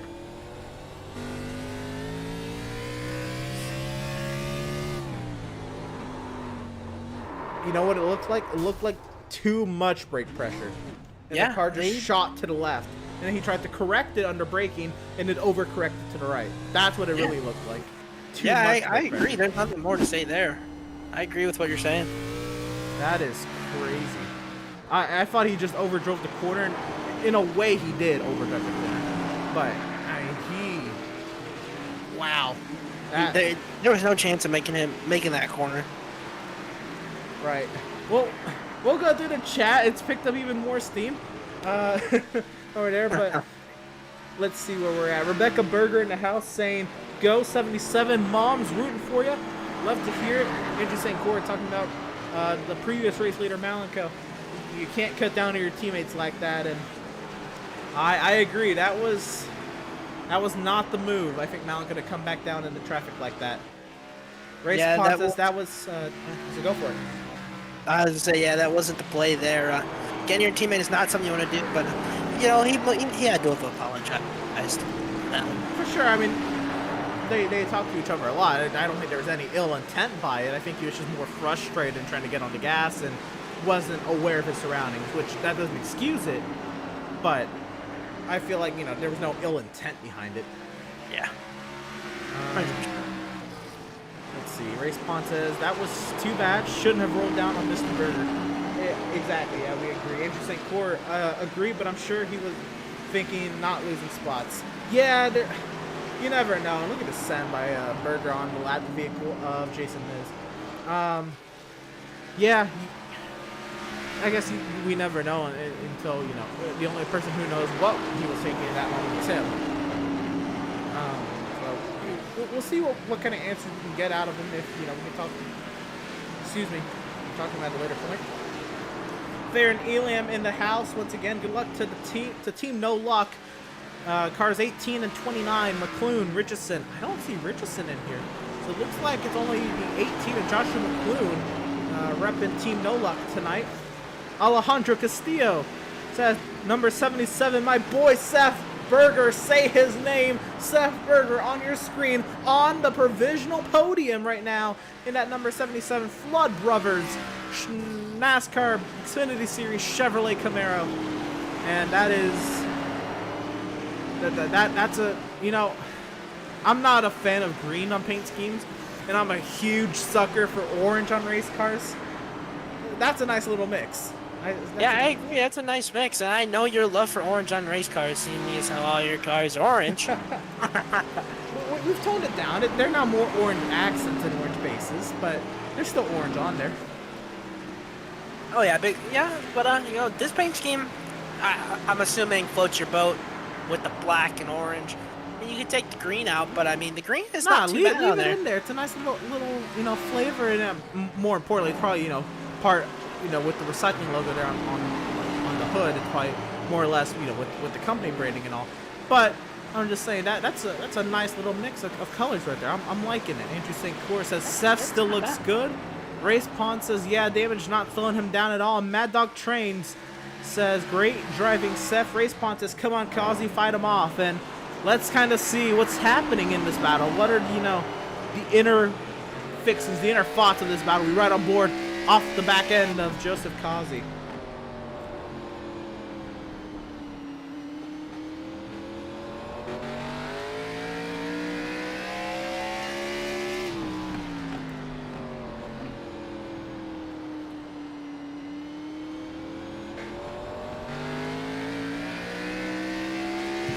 Kazi doing his thing. He's actually lagging him a little bit there, but Berger looks like he's doing all his work on corner entry, which we're talking about in the pre-race show, and we talked to Schumacher about it, who's currently out in front. It's all about slow entry, fast exit. If Berger can really nail his exits here, he might have something for Joseph. But right now, Joseph looks like he's got Seth nailed down right here, because Seth is not getting the exits on Joseph. Yeah, it's gonna be an interesting one to see here. Can Seth run him down and get better exits? Hopefully not overdriving the corners like some of his previous teammates have done, and maybe he can get to third and maybe try and get this win. Well, you know what doesn't help Joseph's case, and I think this may be starting to become more intentional, but I was always under the impression, I always told, you want to be running up against that inside curving. Maybe you don't want to, do it the entire corner or anything like that, but you definitely want to be getting down there. Joseph, right until there, hadn't hit the inside curving in a couple laps here, and Seth has started to catch up with him. The 8-car got around into the wall. Oh, my goodness. Oh, heavy impact here. Not a good night for that 8-car of Landon Cardulo here at Martinsville. Stutzman hits the pit lane for a strategy call. Let's see what happened to Landon first. And he was right behind his Squanch Racing teammate, the 17 of Reese Schaefer, and oh no, that was close. That was close. He almost got into Reese. Yeah, he almost got into his teammate, which his teammate's on the lead lap, and he's not. That would have been bad. And he got into his teammate there. Oh, and Malikos had another crash. Oh, goodness. Let's see what happened. Battling Matthew Setzer into turn 3 once again for a driver who led, I mean, at this point, he still led the most laps, but just overdrives into turn 3. Grab a gear, get going. He'll lose another spot or two, but he's still in it. 3 spots, but no, he's still in it. No damage after that. Yeah, like you said, grab a gear and he'll get back in it and see if he can gain those spots back. St. Cour says a battle between these two wouldn't be bad. Gives Max a chance to catch up. Right, it would if Max wasn't already passed by Reese Schaefer. My goodness, that. I mean, we saw it kind of setting up when Landon almost hit the back end of Reese, and Reese was getting a good run on Max into turn 1. Let's actually go back to that. But watch what happens after this. So we'll watch actually from Reese, from Reese's point of view. Here. So you'll see Cardulo drive it in. He did not make contact there, but Reese gets the run right here. And he's side by side with Max into turn 1. Just shoot right on by, and he's stuck in the pit lane. I don't know about this call, but you know what? If it stays green, Stutzman might play this beautifully. He might have a beautiful undercut on a lot of cars. Yeah, Stutzman doing one of them strategy calls, beat me at Auto Club with strategy, and using them. He's been playing the strategy very well. Seth's catching the wall there, and he's right up to Joseph. Man, this is not what needs to be happening. Something happened with Greg Holt. I heard. I don't know over the radio. I don't know what happened, but oh no, I think he got into Lingerfeld. Yeah, he got into Lingerfeld. Cardulo's had his issues again. Let's see what happens to He's in a bad spot here. Race control might have to call a caution manually because there's no way he's getting out of the way. He's finally backing out of the way. We'll get a replay of what happened here again. All by himself behind race leader Schumacher, and there's already damage to the back end, so there's no rear grip and overdriving the corner and not. Too happy. He, holds the brakes, so he doesn't, he's not unpredictable. It doesn't cause anybody else damage, but just a bad spot, bad situation. And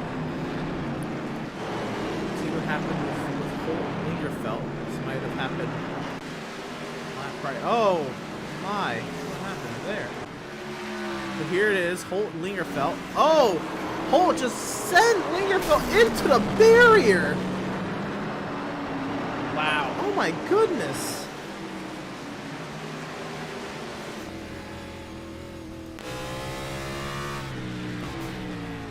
Wow. I didn't see the extent of how hard that was, but I definitely heard it over the radio. What a then on a playoff driver, as a matter of fact. So while all that's happening, I think we are still green. Yeah, we're still green. We are. Wow. we're coming up here. We're about 30 laps from halfway. More smoke from more people having not the best of times in these corners. What did I say in the intro? You know, I thought it was 250 laps, so I said 500 scheduled U-turns. So how about, you know, with the updated lap count in my head, 550 scheduled U-turns. So imagine doing a U-turn in your personal car. By the way, Seth has passed Joseph Causey, and Causey's in the pit lane. Oh, wow, what a slide! Let's try to see how this happened. Let's see here. Yeah, so it was actually right as Cardullo crashed. Oh, that it was right there. Causey took the the evasive action, went high, and Berger went up right on by.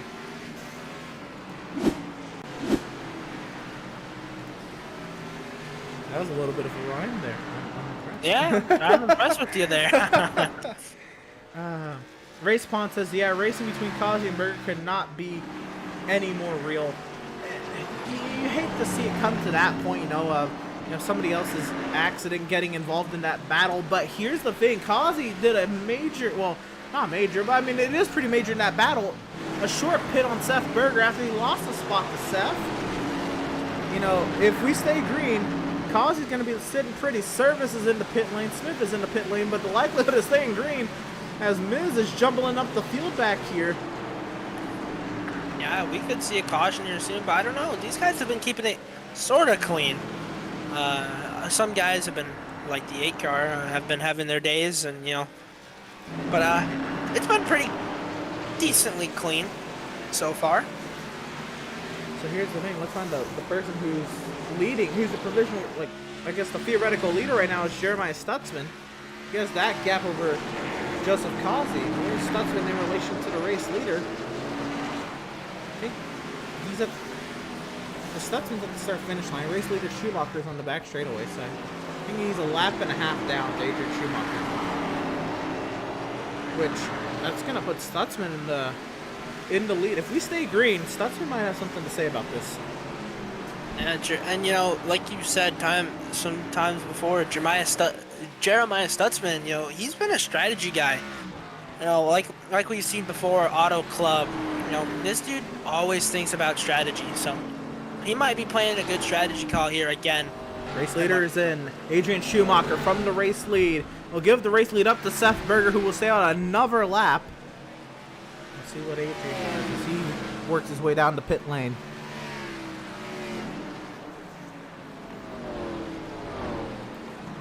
Seth is coming in now. Interesting way to pit. They're driving through all those pit boxes. Well, you know what? Think about it. If you're in the corners doing that, you're saving time. Yeah, I agree. This goes to Reed up to Reese Schaefer. Doing his thing out on track. Now, you think Reese Schaefer might come down this lap, or maybe Reese will try and do... He's not a playoff driver. He'll try something here. Will Reese do what he did back at 5 Flags and try and stay out as long as he can, hoping for a caution? He might try to one-stop this. I don't know what's the likelihood of that. I don't know what the fuel window is. But he might try to one-stop it along with Setzer and Blake. Staying out with the Stutzman. This is important. Schumacher came out behind Causey. So Jeremiah Stutzman is the theoretical leader.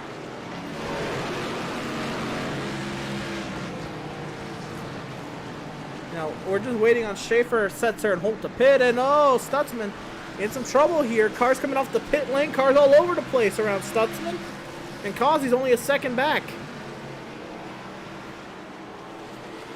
But Causey in traffic, working past, actual race leader Reese Schaefer, boxed in behind McClune.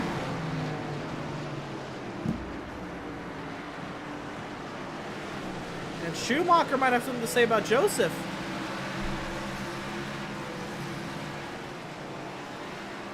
Schaefer is in. Race leader Schaefer is in. Matthew Setzer will stay out and take over the race lead.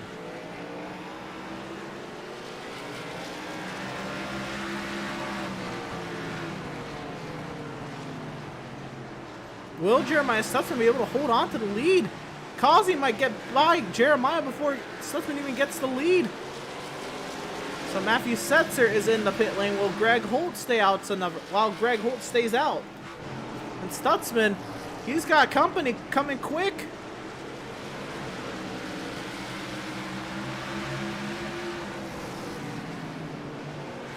Stutzman is the theoretical leader, but he might not even lead a lap.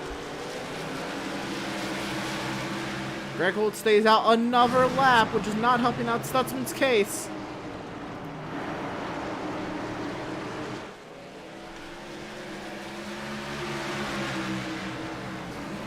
Oh, Causey almost into the back of Stutzman and almost makes contact with Pratt.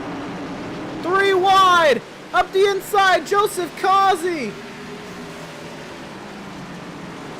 But he's not done yet. Stutzman trying to fight around the outside. Schumacher trying to get in this battle as well. Schumacher not close enough.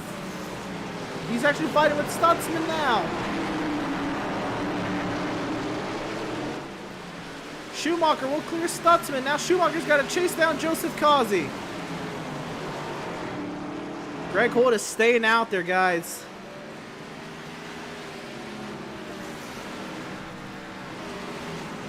So he took 25 laps out of this race when he pitted. So he has to go until lap, let's see, 250. He's putting at 125. So he has to. Greg Holt has to go 25 laps if he's going to make it on a one stop and Cardula's wrecked again. Let's see how this happened.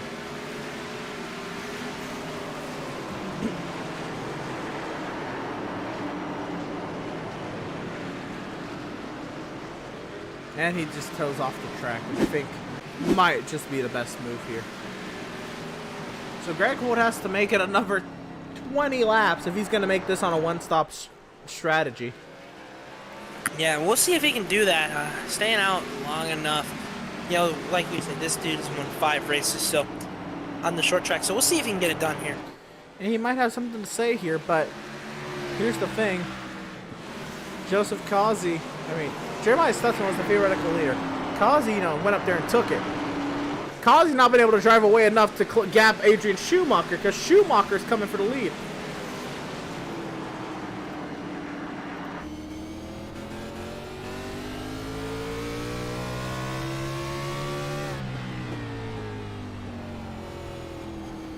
Off the front end of the 82.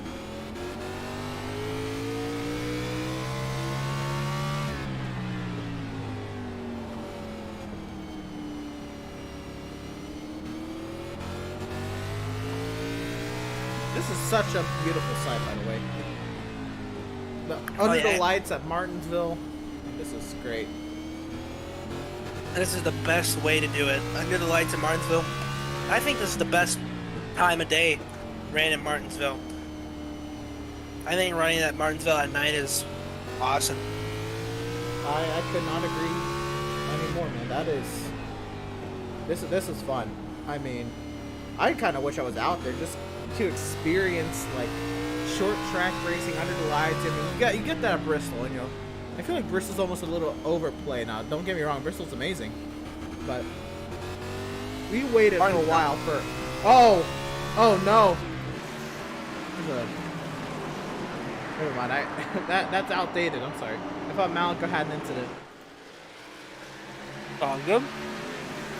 But yeah, Schumacher's not been able to close up the Causey since. It kind of looks like he hit a wall of air. Yeah, like you said though, we waited so long to get Martinsville at nighttime because it was usually midday, and then the race almost all the time ended at night in the playoffs. So now to get it, it's really beautiful, and I love it. Some smoke up here. Looks like maybe just a slide. We keep going. I guess Holt's trying the strategy, man. Is he saving any? Try on board and see. Oh, he's definitely saving.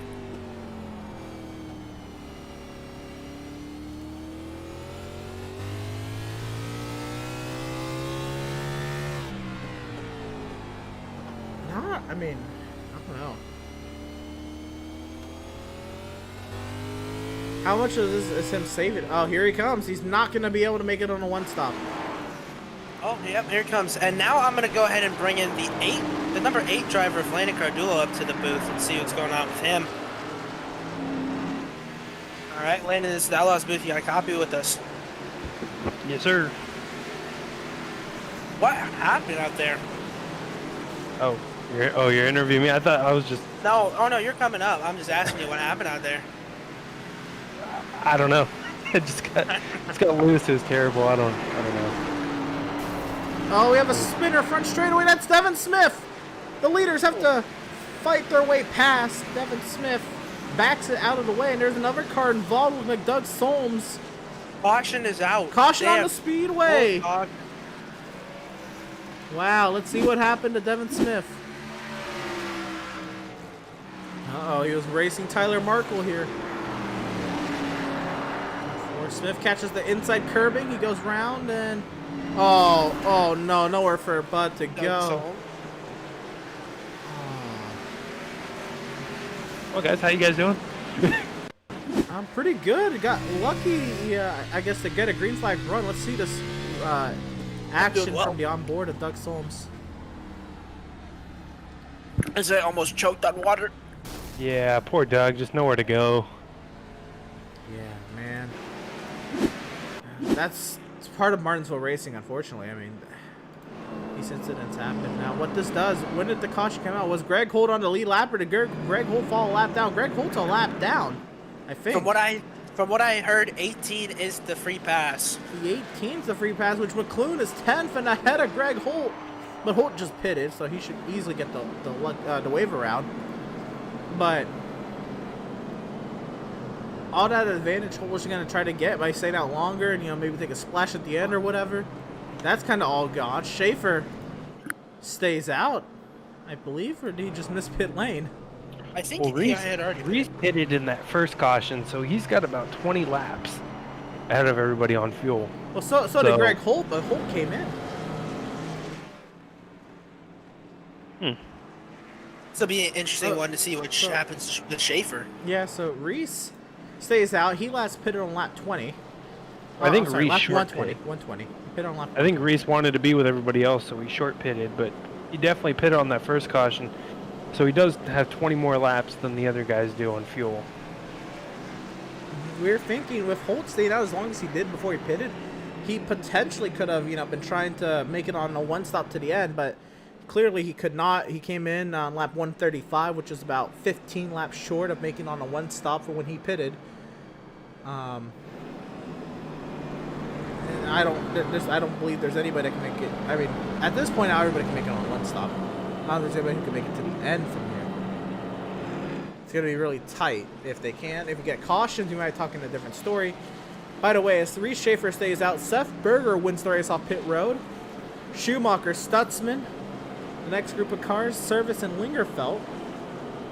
Yeah, Holt is getting the wave around right now, so it kind of worked in his favor. Fair enough. Let's see. We talked to Reese in practice. We talked to Seth. We talked to Adrian. Corey does not like in-race interviews, so let's see. The lights are still on the pace car. I guess we'll bring in 5th place driver, Max Service. Max, how you doing? Pretty good. Pretty good. You've been hanging around here, top 5, top 10. Well, more in the top 10. You're moving your way forward. I think it was working through Seth earlier, and just how's the car been? It's been alright. It's I can't quite figure out 3 and 4, or else maybe I could get challenged or something, but I don't know, it's alright. I wouldn't say we're moving forward, I'd say we're more moving backwards, but I mean, it's alright. Once we get going and get strung out, it's pretty decent here, but I thought you boys were gonna get a couple more caution laps here, so we'll leave you to it. yeah, we are. Oh, We're you getting are? an extension, Oh, yeah. okay. Rock on. Yeah, there it is. Yeah. Want to make sure about that. But do you boys have any questions for Max?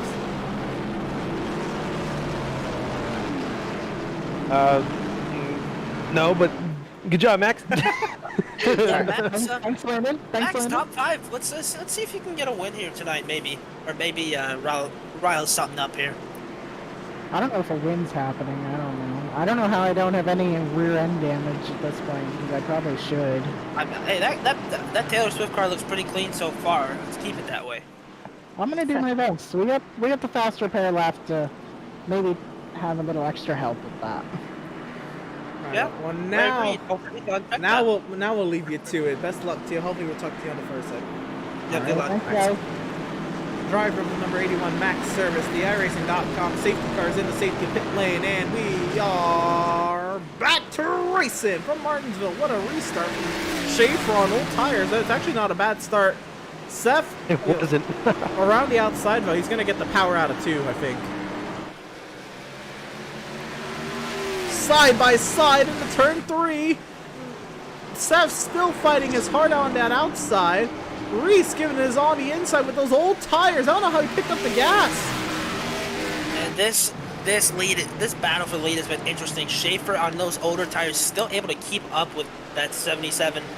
Not for long. That's gonna get him right now. That's Berger to the lead. And Berger Jeremiah Nation Stetson's gonna go around. Oh no! No, he was having a no. nice run.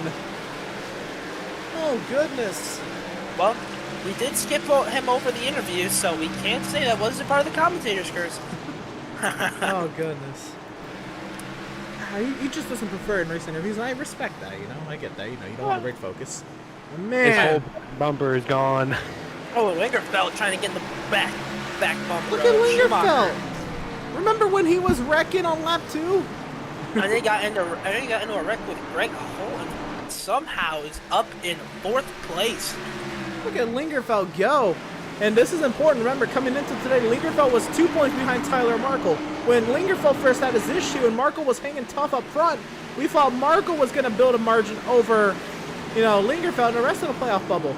Well, now looks like the tables have turned. This is Lingerfeld maybe passing Markle in points, and Lingerfeld might have something to say at Atlanta. Yeah, this will be interesting to see. Will Markle make it to the second round, or will he get out in the first? Lingerfeld powerhousing right now. If Lingerfeld needs this finish right here to really rile up these playoffs. Yeah, Lingerfeld could do some. I think he could do some. There's, some tough short tracks and. Options out again. Oh no! Oh, this is Devin Smith.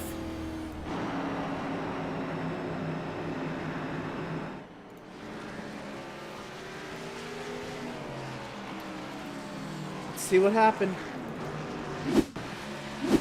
Devin Smith by There's himself. a big wreck.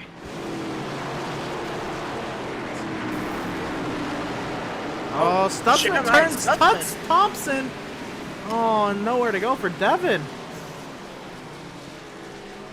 What was all that about? We get an overhead shot of what happens here. Stutzman's just pushing by him, and Thompson can't get the power down sideways. Looks like short track racing to me, boys. Yeah, I'm not, saying that he did anything wrong. I'm just 71 tried to move him up out of the way. It looked like the 89 just kind of cut down on his nose a little bit, trying to keep the power down, not lose too much time. But yeah. You know what? We have yet to see that number 17 machine go down the pit road. Oh, he did on lap 138. I'm sorry, lap 120. Yeah. So this is the original incident with Jeremiah Stutzman that put him back there in the first place. just got to be careful. I mean, these drivers, including me, have their brake bias way down low. So I mean, that was my problem. Set it way too low, and I couldn't get the power down off the corners without spinning. So I think that's a couple guys' problems here. If Lingerfeld was in the Discord, let me double check that he isn't. But if he's in here, man, I'd love to get an interview with Kyle Lingerfeld, see how he's doing, and his run from the back to the front. We've talked to Max, we've talked to Mal, McClune, and we did not talk to. I don't think he is, but I don't think McClune is in the Discord either. Let me get a great run. We've talked to for Holt. Lingerfeld. We did not talk to Holt today. But let's go. Let's see how Greg's doing after getting that wave around, shall we, huh? Yeah, let's see. Let's talk to Greg Holt. We haven't seen this man in a Talk to minute. Greg Holt. You talked to a lot of people ahead of you, or the other people aren't in the Discord, Greg, but you were out there for a while. What was that strategy? Well, I was gonna go till the end of the fuel. That way I'd have like 25 lap advantage on tires. So that's fair. That was the plan. Unfortunately, the minute I went to the pits and the caution came out, so it's what it is. Right. Well, I guess you've I mean, you have to take the wave around. Now you're on fresh tires, about 10 laps fresher tires than most of the cars ahead of you. I don't know, 10 laps at Martinsville. I don't know if that's gonna do too much, but basically a more even playing field here. I know you took tires on the second caution of the day back on like lap 20. That put you in that spot to stay out longer. How are you feeling about maybe those 3 cars raw speed to make it through these 6 guys ahead of you? I don't know. I didn't even get a chance to make a profile on the wheel, so it feels all right. I'm just running one of the other ones. We'll see. I'm not sure it's at its full potential. I got one question for you before we head out of this thing. What happened between you and Lingerfeld, Greg? I honestly just wheel hopped going in. It was on the brakes sliding. I kind of thought he was going to stay higher than he did, so I drove it in a little hotter. But yeah, no, he was defending his position, so that was on me, not on him. My bad. I didn't mean to do it, but it was what it was. But we're getting ready to go green. Yeah, right on. Real quick, what's the game plan for this restart? To try to not wreck anybody and not get wrecked. How's that? Because you can't win if you don't have a car. That is true. This is fair, yes. Very commendable for you to take responsibility for your actions. The content so very commendable for you. I mean, the 5 wins on the season just I think adds to the person you are. Best luck to you in the rest of this race, though. Restarting 7th, 10 lap fresher tires, and hopefully we'll talk to you on the far side. All right, sounds good, Emerson and Mr. Salza. It's solid, but it's all good, man. We'll leave you to it. Green flag is back in the air, and Seth clears the lead, and McLuhan's gonna go around. 3 wide. Oh no, wrecking hard. And he saves it. Smith in the grass. Are we good? Got him down a little bit. Malik goes slow on the back straightaway. Oh. Are we good? I think we are. A lot of lap 157 on 275. A lot of gun-wrenching moves right now. Let's watch this restart once again. Great restart. Seth clears. Schumacher and Schaefer. Schumacher trying to get clear second, and oh yeah. Service got into him. Looks like Service didn't couldn't back off in time. He's got an overhead shot. shot. I don't think Service was expecting McLuhan to jump all the way down, though. Well, let's see here. I mean, know your zones, boys. I mean, Service McLuhan. All right. McLuhan was kind of already. He was kind of clear. Fair. And Max just couldn't get woe down in time. It's part of just very close quarters on these short tracks, man. That's tough, McLuhan Especially we got hot tires, so you don't want to slam too much on the brakes, or you're going for a ride as well. Exactly. Let's see one more view of this incident. Here we go. I don't think you'll see too much, but yeah, it looks like Max just kind of gunned it into the corner. And you do have to be aggressive to get these spots. I mean, it's tough to pass here, but at the same time, McLuhan looks like he kind of committed, backed out of the commitment, then committed again for the corner. Well, it looks like he kind of hugged the middle lane a little bit, not giving Max any room on the bottom. That's fair, too. Look at Schaefer under attack from Lingerfeld. We had a battle for 3rd position between Lingerfeld and Schaefer. Wow. Now Kazi into the mix. So again, Lingerfeld, under the cut line coming into today's race. What a run it's been for Kyle Lingerfeld. Oh, this is going to be a tight squeeze, boys. Hold it together.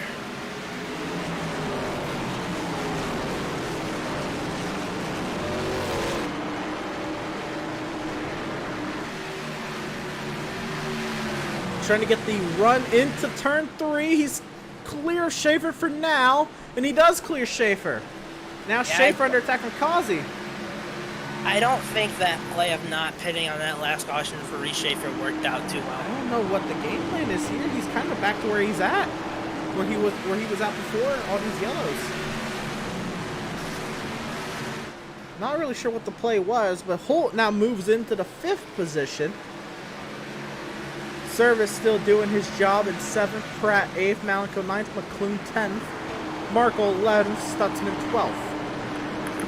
All those drivers on the lead lap. Smith, Thompson, 1 lap down, 13th, 14th, and then we get to drivers that are 4 down. Setzer, Solms, and our Landon Cardulo sat 17th, 43 down. Oh, Holt! What a send into turn 1! Big send, almost wrecked Kazi. Wow! Let's see that again. Best view. One more time. I think it's safe to say Woo! that Kazi is definitely needing some new chonies, but you know. Yeah, he might be, dude. Those underwear stains might be brown in that Kazi machine. Or green, just depends on what he ate, but you know. He might have had a little bit of Baja Blast, you know? Yeah. Schumacher looks like he's holding up Lingerfeld. Lingerfeld might be trying to go for a win here. Oh, Kazi! Oh, Kazi! goodness. Now, you know, sometimes you see short track racing isn't too good. Ooh. Well, I mean, it's the best. I mean, I guess you would say it's the best, but this race has really shown how good short track racing is so far. I thought we were under caution. But guess we're not. Yes, sir. We're still at it. Lingerfeld trying to find a way around Schumacher. Imagine if Lingerfeld goes from outside the cut line to a win. That would hurt Tyler Markle. That would absolutely obliterate Tyler Markle's chances.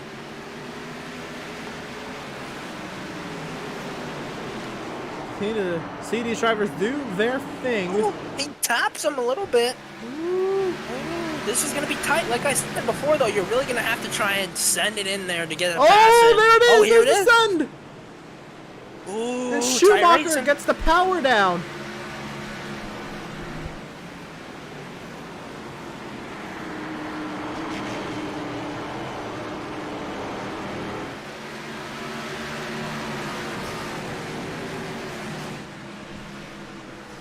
Top 5 all under a blanket here of,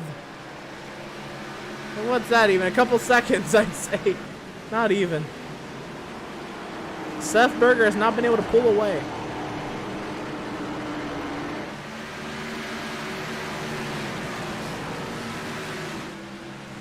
Let's go and take a look at the chat while the top 5 have kind of stabled out a little bit. Andrew St. Course says, I think Max was watching his rear view. This was about 30 minutes ago. We've had a lot of action since that. I cannot remember what that was. Yeah, the racing between Kazi and Berger cannot be any more real. Landon asked if we can move him on up. Race Pond says, Holt has done well. And then said, no, Devin and Solms. St. Course said, what happened to the 88 in the pits? Laura Wiseman says, need my STR friends to drive up to the front. Sean Thompson says, wow, WTF. Mark Berger says, Berger Nation rise up. Pam Williams says, go Seth. And Rebecca Berger says, come on, number 77, Berger Nation. And Berger Nation does have a reason to rise up right now because Seth Berger is leading and is in position for his 5th win, but he's got 4 hungry drivers behind him. A driver who could use a win to legitimize himself as a championship threat. Kyle Lingerfeld needs to get himself out of the ball. Oh, loose off of turn 4. I think Devin Smith has had a crash. By the way, let's see what happened. There's a no back end on that number 95, and there's damage up, or there's crashing up ahead. Looks like that has sorted itself out. Let's see what happened to Devin Smith. Oh, Lingerfeld losing the groove? Oh yeah, Lingerfeld's going backwards right now. Oh! Big contact back there. McClune and Smith. No caution, though. Surprised that wasn't a caution. Yeah. Well, let's see what happened to Lingerfeld. So I guess we were kind of in the right spot, but Lingerfeld, I guess, yeah. Kazi sent it into 1, and Lingerfeld just went up the track and out of the preferred line. And Holt had to take, quick advantage of that, and he just got loose coming into corner entry. I think it's that brake bias really getting to him. And look at Malenko getting back into this mix. That car, that front end though, is damaged heavily for Malenko, but nothing too bad. Not dragging the speed down. And again, this is a track where I guess you don't need aero because it is a short track. So I remember he was the pole sitter. Oh, Kazi! Oh no, so Kazi I guess was having lagging issues. He was dropping down the running order. My apologies. He had dropped down to like 10th. I was like, oh, what happened to Kazi? And Lingerfeld is going to give way to Malenko. Now let's not count this 7 car out. There's damage, like he said. But that's our pole sitter. And I think at this point, he's still led the most laps today. So do not count that 7 car out yet. Lingerfeld tried to send something back. Couldn't get down there. Locking up ahead of Malenko. Let's see. Now you have to... Oh, sorry. Go for it. You have to wonder if that 65 used up his tires trying to get around. I forgot who it was. Trying to get around. I don't remember. But you have to wonder if he used up his stuff, and now he's falling back down the running order. Man, yeah, maybe, he's really, really have to use up his stuff to try to, stay with these people, maybe, yeah. Oh, up the track goes somebody up in front. That was a 13 of Doug Solms. Okay. I thought that was one of the leaders. That was... Oh, it was just Doug Solms letting the leaders by. Oh, Yeah. Holt locks up after trying to avoid the 13. Malenko might have something to say about 4. He might have something to say about this race. Oh, how would Malenko feel to make a mistake and be able to come back from it? That'd be a perfect storybook ending in Malenko's mind, I believe.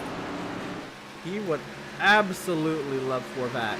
Race Pond says Kazi moving on up, and he has been. Kazi right there in 3rd.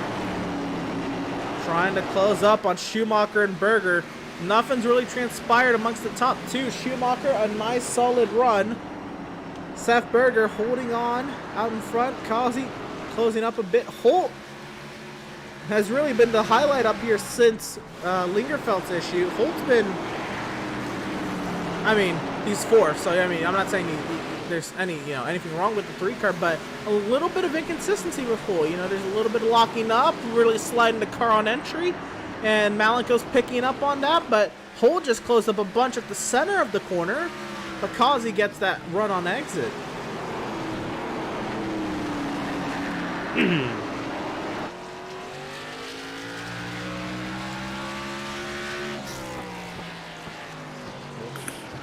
That looked like a pretty straight entry into the corner. I don't know what's really going on with this 3 car. A lot going on with this 3 car, but this is a pretty cold track. So at this point the tires should be up to temperature. But look at the weather once again. Oh, Kazi's blinked out. Oh, is Kazi out? Oh, there he is. He's back. You have to wonder if now the severe weather over in Kazi's area is causing effect late in this race, which sucks because he's made it through 188 laps so far. Right, you gotta wonder, will race control step in? If he lags, a bit more, and it's starting to affect Holt's, line and racing, they might tell Kazi to move out of the way.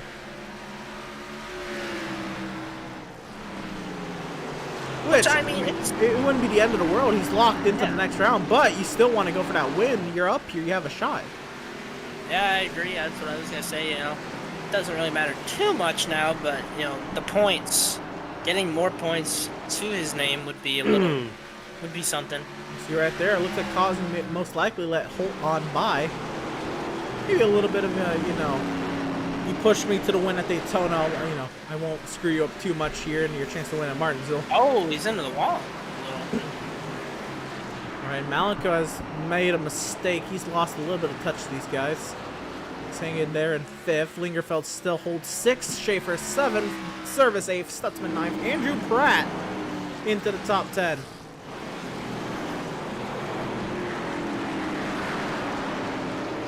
Nice little rebound for Stutzman there after spinning out and hitting the wall. It's like he got that damage fixed. doing pretty good right now. Yes, that's when, you know, man, that still got our Tyler Markle has had an incident. Let's see what happened. And he's had another incident. While we're watching this replay, he's had another one. Spins in one, so I'm pretty sure maybe he spun in the next corner because the tires were hot. Oh yeah, he just lost a lap too. Oh my goodness. And into turn one, the next lap. Oh, this is turn two. So the first lap, he spins into one. The next lap, he spins out of two. And this is not helping his playoff chances, by the way. He's on that playoff bubble. Probably out of the playoffs at this moment because of how well Lingerfeld's running. Yeah, this hurts his chances to make the second round.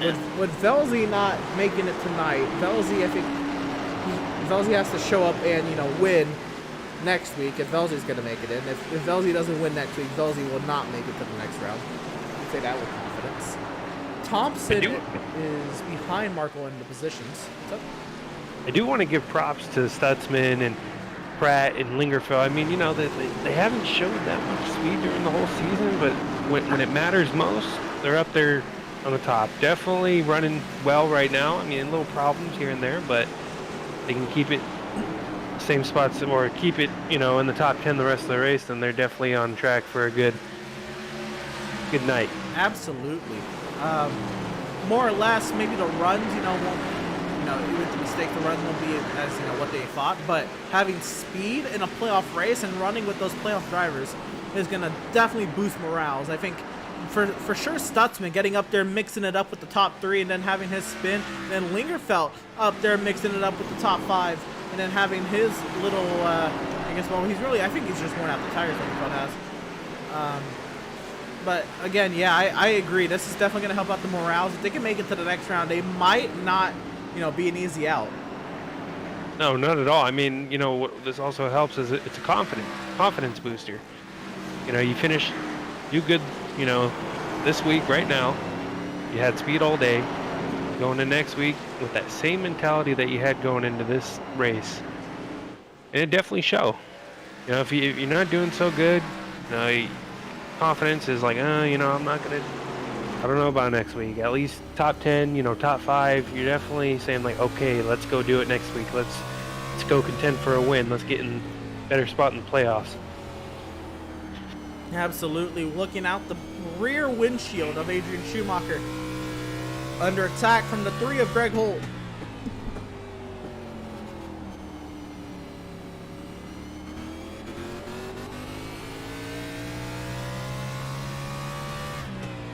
What a race this has been so far. It's been so much fun to watch these guys go around this track at night. I love it. You know, Martinsville is I guess, you know, the second short track between it and Bristol you think of, but it's been so much fun to watch tonight. It definitely has been, and let's think about it. That last run of pit stops went about 120 laps. These drivers last pitted, most of them last pitted on lap 151. 100 to 120 laps. That's right up to the end of this race. Oh, you know, Holt! Did he hit him? Did he get him? Oh, was there Did he move him out contact? of the way? I don't know. Let's see what happened. Might be. Let's see what this is. Right on board of Holt. This is first. Holt just said over the radio that he barely touched him. We'll see here. I don't know how much this view will tell, but Let's see. this might have been a lap too early. Well, It's we'll, alright. we'll watch.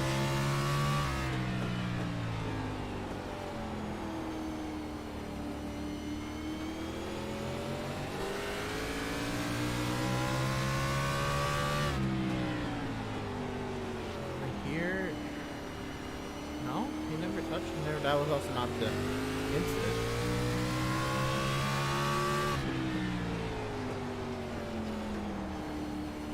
All right, fellas, I gotta head out for the night. You guys enjoy, and I'll Yeah, see but you a little bit later. Good one.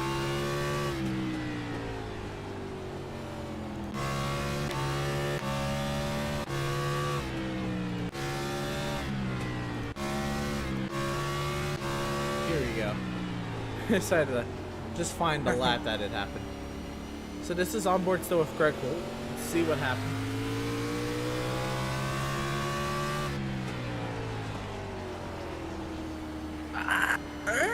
No, nothing really. I don't see anything. He didn't really touch him at all. Let's see what happened to Schumacher's wheel. How sensitive was it? You know, this could have been net code. You know, maybe he got hit harder on his end than he really got hit. Oh, it just turns hard, right? I don't know if he felt maybe the car was coming around because of that. But I don't know. That's really going to hurt Schumacher's chances. Not that, you know, he's out of his race by any means, but if he doesn't get a caution, it is very difficult to pass here. And Kazi and Holt, those are hard drivers to get around. And Holt is all over the road. All over the road. Wow. Now, if you're Seth Berger, you got to be worried about this 3 car. This 3 car has went from the back to the front. Well, from the back to the front. Yeah. He's coming. Greg Holt is coming. He really has. He started at the back, got into the first accident of the day, went forward. You know, the caution came out. He went back, and he's gone back forward. He's really gone back and forth throughout the running order, and he's up to second, pressuring. And like I said, this was him with joining this race was gonna put a frown. It was gonna turn everybody's smile to a frown, and it's looking like it's proven to be here at Martinsville. So a lot of laps to go, but we'll see how everything plays out. Now I gotta say, Seth, last pit on lap 38. He's gonna definitely have to pit before Holt does. Can Holt make it to the end? I'm really impressed. There's one guy I'm really impressed with right now. And it's that 17 car. I think you said last lap he pitted was 120. Yes. It's lap 212, and he's still in 6th place right now. Here's the thing. So everybody has to pit at least once. If you pit on lap 151, you're gonna be maybe not even taking tires. You'll just take a splash and go. At that point, you're gonna have like 10 laps to go. Reese is definitely gonna have to take tires. I don't know where this advantage is gonna come from, but I guess try. You're not in the playoffs, right? Give it your all. Yeah. Do something out of the ordinary. You're not in the playoffs. It doesn't matter. Try something. See what happens. He's got 2 wins this season, so it's not like, you know, he needs a win this season either. He's proven he can win, and, you know, just trying things out in these short tracks.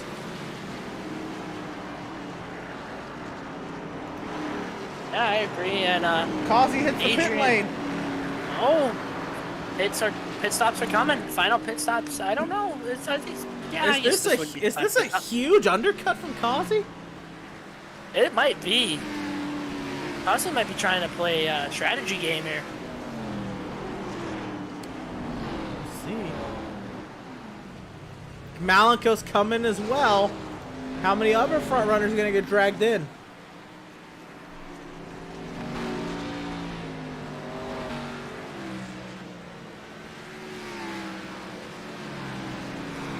Max Service is in.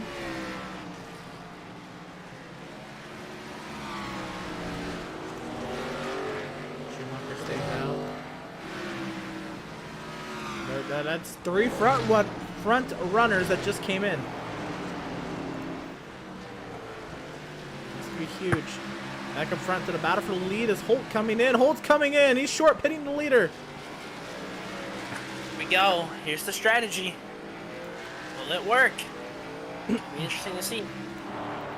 Now Seth has got to come in, right? Like, no way. Yeah, Seth has to come in. Seth has to come Seth had older tires than Greg. Yeah, Seth has to come in right now. You know what? They're splitting the rest of this race in half. Instead of going to the end on their fuel runs, everybody's, you know, committing to one stopping this race. They're just going to split it in half and take tires. Seth stays out. Schumacher stays out. Pratt is in. And obviously Reese Schaefer stays out. Reese Schaefer hasn't pitted in a while, so he's staying out. Lingerfeld, Stutzman, they've all stayed out so far. He might come in. Berger stays out another lap along with Schumacher, Schaefer. Lingerfeld's coming.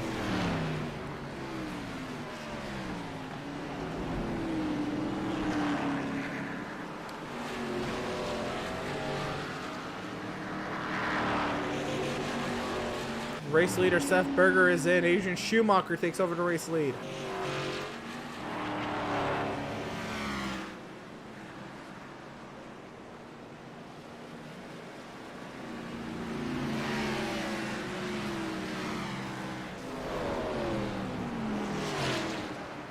So at this moment, Joseph Causey is the theoretical leader over Greg Holt. I saw pit stops. There's Seth in the pit lane. Right side's going on. There's Wingerfeld coming past the screen. Left side's going on. McLuhan is in. He's out on his way.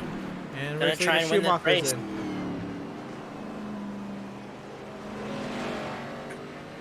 You know, what a win it would be for Burger Nation. I didn't really have the best of luck coming to the end of the season, but a win here tonight for Burger Nation would really spark things up. It would do some. Reese Schaefer stays out and takes over the race lead on the oldest tires in the field. Yeah, this guy has not pitted yet. I don't know what's going on in his head, but it's interesting, to say the least. Everybody else around has pitted twice. In the same time, he's pitted no times. It's an interesting call from the spot, the crew chief of that 17 machine. Stutzman also staying out, but here's where we get to the action. Joseph Causey, the race leader. If he wins, it doesn't change anything further on back. It just takes a win away from anybody else in the playoffs. But at the moment, Causey is the theoretical leader. He's third on track with the theoretical race leader.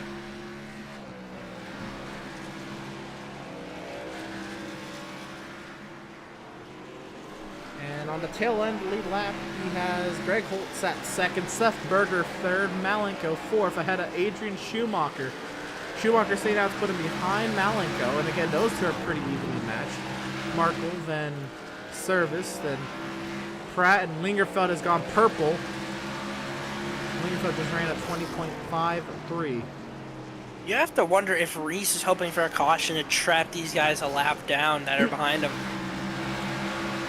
Well, he has to at this point. He's got 120. He's got 110 lap older tires in the whole field. Like, what are you doing? He's got to do something, right? Like, yeah, I agree. This 17 machine is doing something interesting. I like it. I mean, again, he's not in the playoffs. There's no pressure for him to perform. He's won twice. I guess go for it and try it, but I don't understand it. But he may, and that's why I'm in the booth.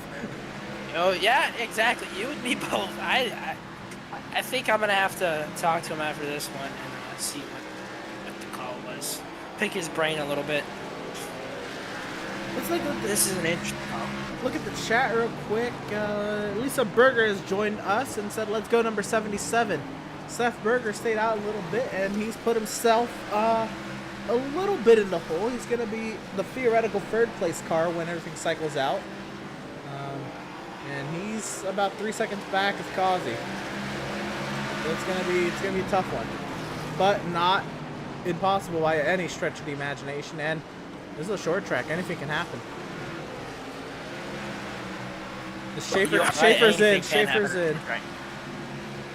All right, let's see the strategy call. Let's see what happens for Schaefer. Stutzman is definitely gonna stay out here because Stutzman wants a point for leading a lap. Jeremiah Stutzman takes over the race lead right there. I don't know if he got the lap at the line, but he will get it next lap for sure.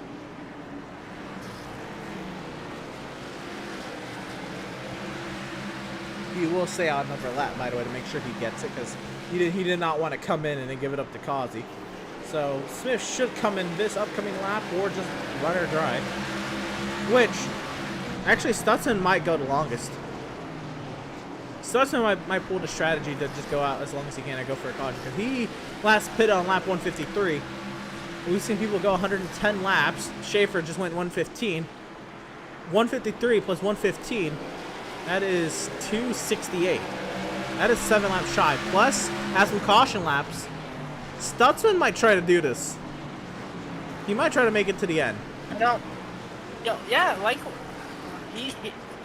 again, he's the man of strategy in the league. Auto Club. You gotta think. This man's always trying strategies, so we'll see what he can do. 7 laps short. That's not even counting all the laps they ran under caution after they came through pit lane. So maybe he's like 3 laps short. You can save 3 laps at Martinsville. Yeah. Over Yeah, you 100, can. over 110 laps, you can save 3 laps.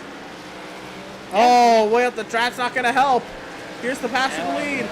Track. Oh no. Oh, into the back of he's not Stutzman. working. He's gonna wreck him. He's gonna correct Causey. Oh, Causey, Oh no. my goodness! And Greg Holt is the race leader. Wow. Wow. And caution is called. Caution is on the called. speedway. What a wreck. What happened? What's it thinking? Wow. What's been trying to block him? I think something happened to him in turn 4. I don't know what happened to him in turn 4, but something must have happened. Let's watch this whole lap for Stutzman.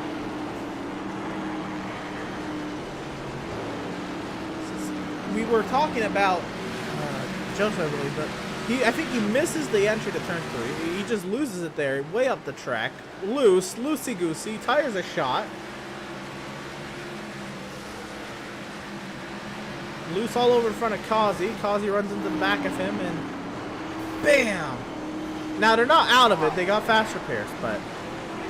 You wonder, though, would Reese Schaefer have been happy if he stayed out 2 more laps? I mean, could he have stayed out 2 more laps? Did he have any fuel to stay out 2 more laps? I think he could have. I don't know. It depends, but you wonder, what if Reese Schaefer didn't pit there?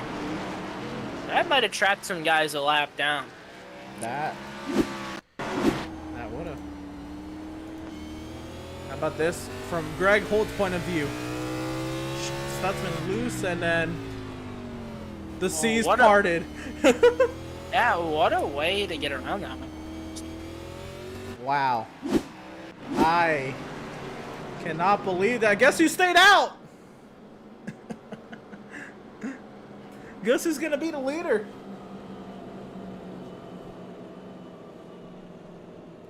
Reese Schaefer stays out. McLuhan's second. The race off pit road is Holt, Berger, Causey, Pratt, Schumacher, Malenko down in 8th.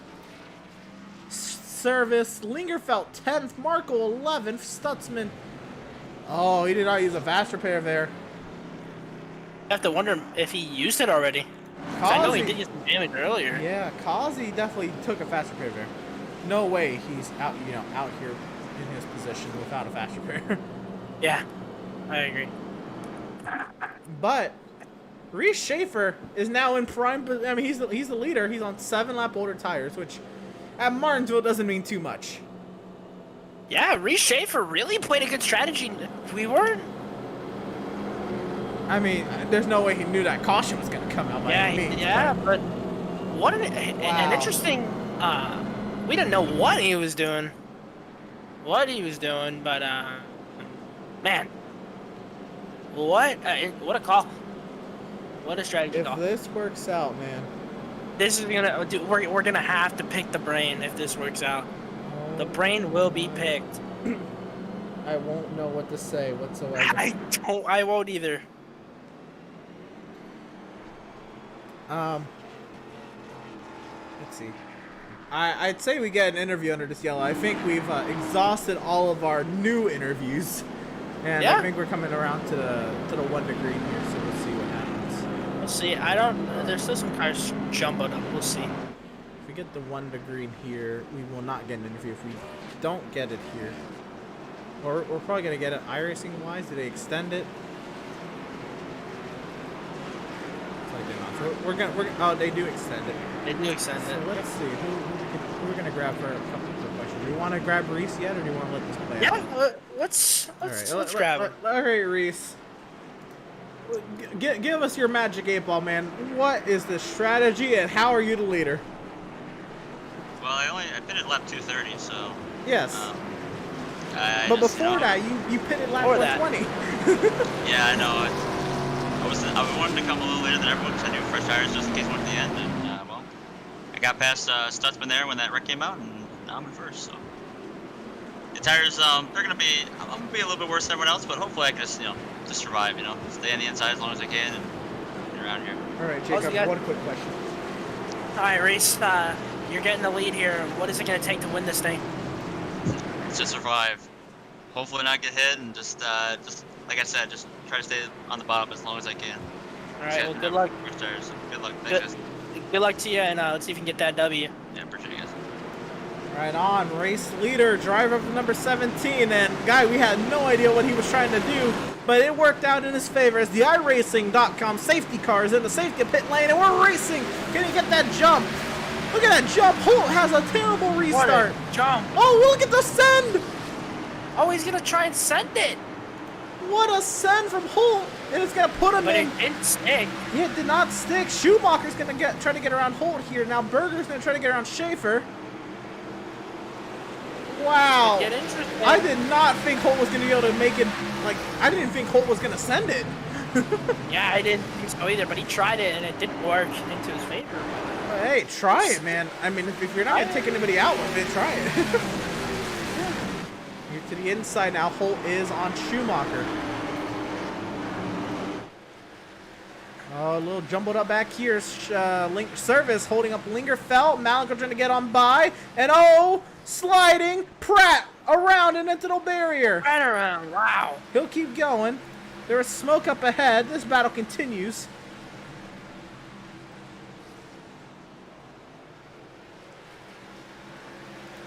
I think the smoke might have been from Holt locking up. Let's see what happened the previous lap. And with Pratt. A little bit of contact there with McLuhan. Let's see. The previous lap of this battle was Holt sending it to the inside, and that's all that smoke was a lockup. He got clear Schumacher there, up to third. Schaefer holds onto the lead over Seth Berger. And Josh McLuhan has crashed. And he's spinning on the front straightaway. Oh. Doing some burnouts down there. Let's see what happened. Was it contact with Malenko, or did he just self-spin? It was a solo spin way late. Oh my goodness. Oh, hard leg. Continue out in front. We cut away quickly because there's a battle for the lead with 27 laps to go. Can Schaefer fend off Berger? How patient is Berger gonna be at this point of the race with Greg Holt behind you? You're gonna have to be really impatient because Greg goodness. Holt is on the bumper of that 77 machine. He is there. This is it. This is what we have. 26 laps to go, and this is the battle. Look at the chat and see how it's going. Has that guy been using his sponsor's product? Why did he cut down like that?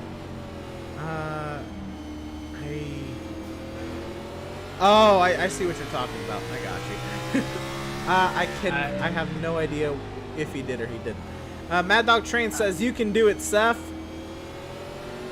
That was a confusing one. I got it. I'm not going to explain it. I got it. That's fine. You don't have to explain it. I don't think I can explain it. Yeah, it's all good. more or less what I'm going with, but I got it. Alright, you'll just have to explain it to me after. Here's what happened to Setzer. He had an accident in the one. Man, Setzer was having a good day. No damage, really was. but a lap down, or like several laps down at this point already, just trying to survive. Yeah, we were talking good about him, and it just bottomed out for him. Reese Schaefer has opened up his advantage over Seth Berger a little bit on the straightaway. But man, look at the train behind. Let's go to this camera. Look at that train. Wow. Wow, that is a train of cars, and you'd think it was Daytona looking at it. We got Schaefer, Berger, Holt, Schumacher, Service, Lingerfeld, Malenko, all in that train, and then Mark will hanging off the back end of it. Marco, I was a couple of laps down, now back in 8th place. What a run he's had so far, bringing it back up there. What a drive back through the field. And hopefully I didn't jinx him now. What happened?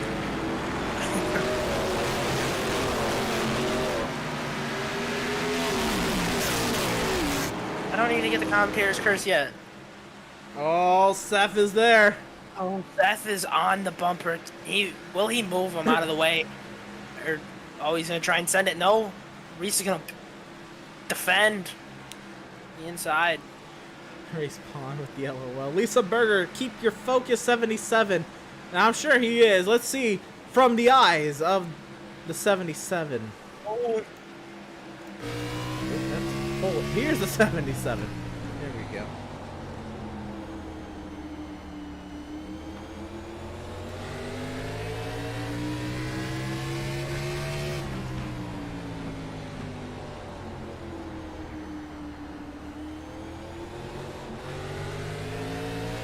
This is, I mean, what do you do? Like, Seth is not going to be the one to push somebody out of the way. Like, we've gone through this discussion already at Bristol. Now his mindset could change. This is the playoffs. This is different. You know, this is, I mean, I don't think he's going to have any issues making it to the next round. But this would be a guaranteed spot in the next round. You know, if he makes it, you know, next week and all that. Yep. How aggressive are you going to be with a non-playoff driver? You know?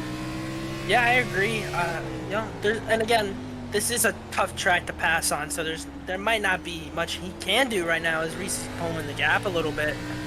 But you know, you're gonna have to be really aggressive at the end of this thing. Right No matter what. Back bumper of the 17.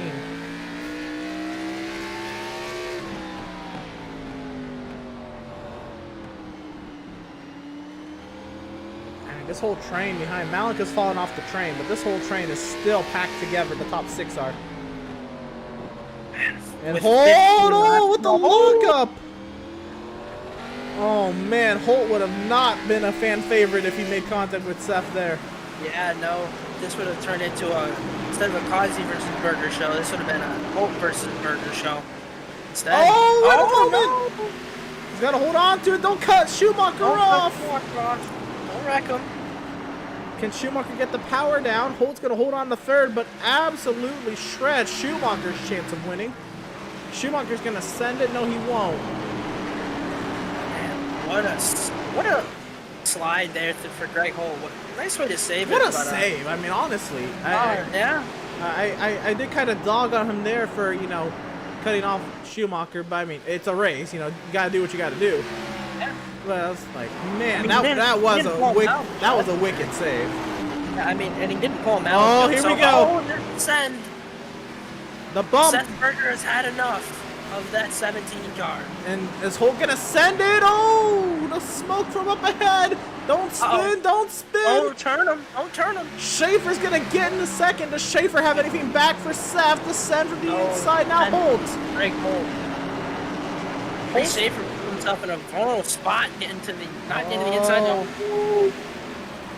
Holt's gonna send it. He's locking up on that inside. Can he hold it down there? 11 laps to go. Spin. Keep it together.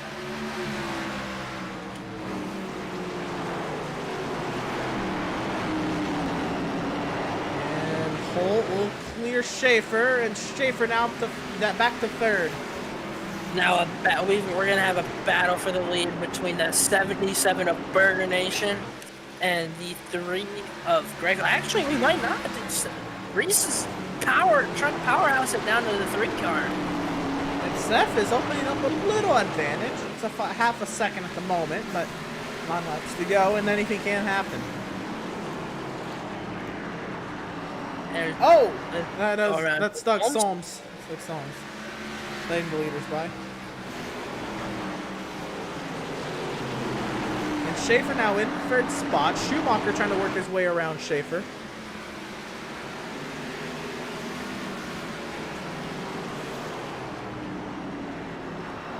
Does Holt have anything for Seth Berger? Does he be aggressive trying to get around Seth Berger? I mean, Holt's not a playoff driver. Seth is.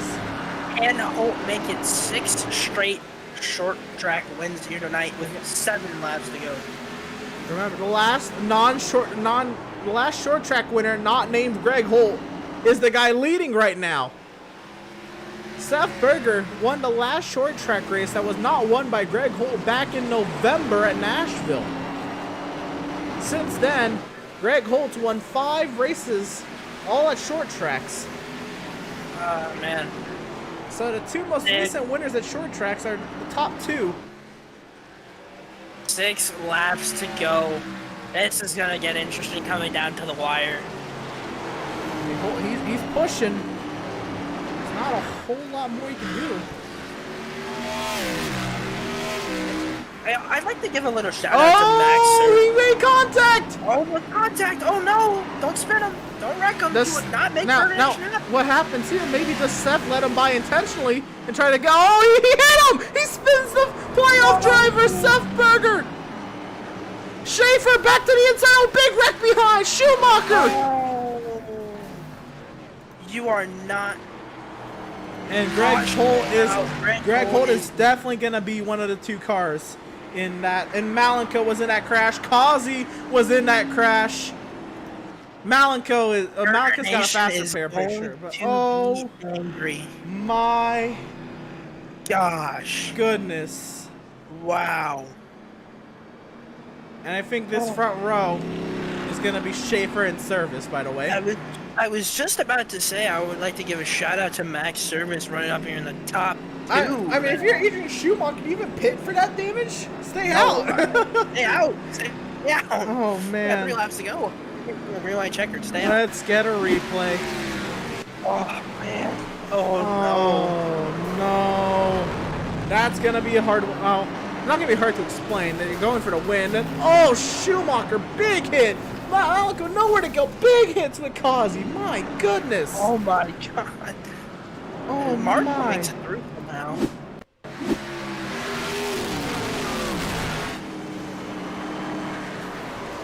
Man, oh man. And here's all the action goes on there. Does the camera flip? Or we're not gonna see it? We're not gonna see it. Okay. Get another view of this. Man. And he was trying, I mean, he was turning right. He was trying not to hit Schumacher. Dang, man, that is... Wow. Wow, wow, wow. Well, here's what we do now. Greg Holt will go to the back. Kyle Lingerfeld will start in the lead. Wow. Oh, people came in the pit, huh? Yeah, the 65. Kyle Lingerfeld will be in the lead. Wow. Did he maybe take 2 tires? We'll have to go back and see pit stops. We got to keep getting looks at this wreck. Let's see what happened.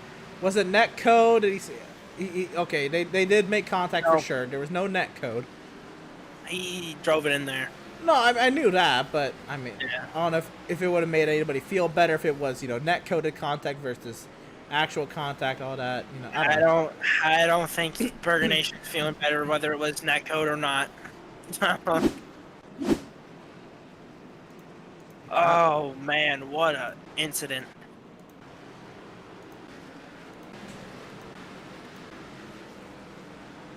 So, yeah, Kyle Lingerfeld is the leader. Did Service come in?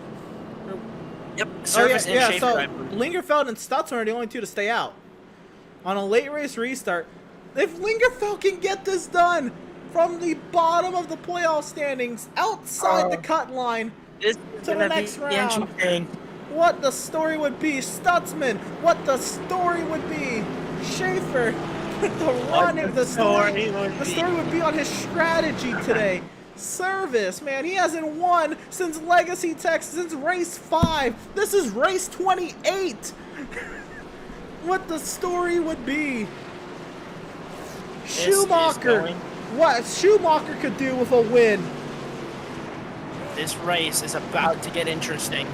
If it hasn't been good today, it's about to get really good.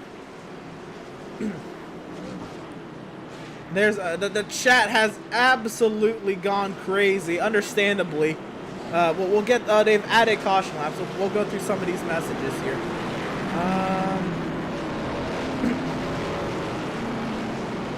See Rebecca Berger giving shout out to the 77. Pam Williams says, "Go Berger." Cindy Samix says, any drivers I know. Andrew St. Clair says, that sucks. Foursquare in the house with, you know, the wide eyes emoji. Race Pond said, that guy just wrecked this race. Andrew St. Clair, but Max is going to get his chance. Race Pond says he was over the top all night long. I agree with that. Foursquare with the wow emoji. St. Clair.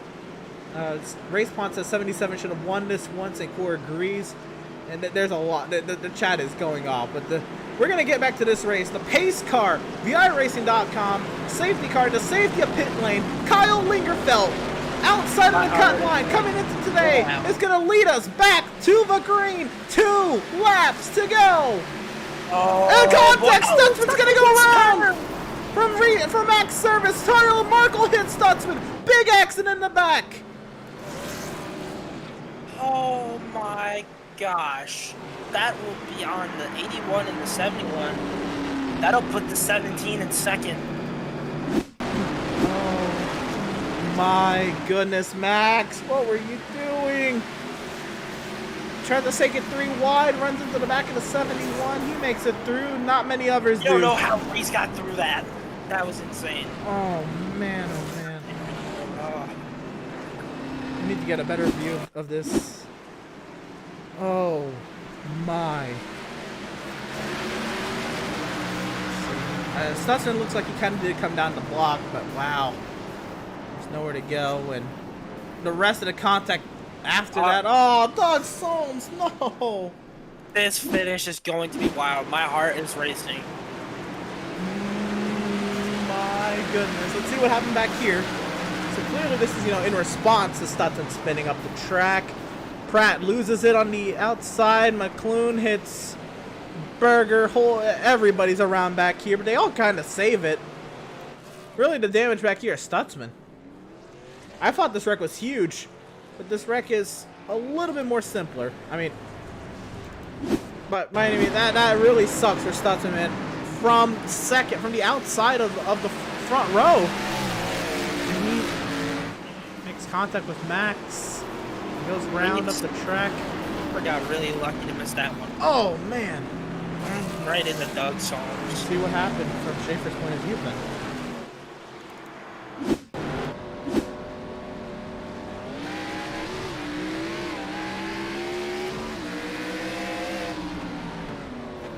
Oh my.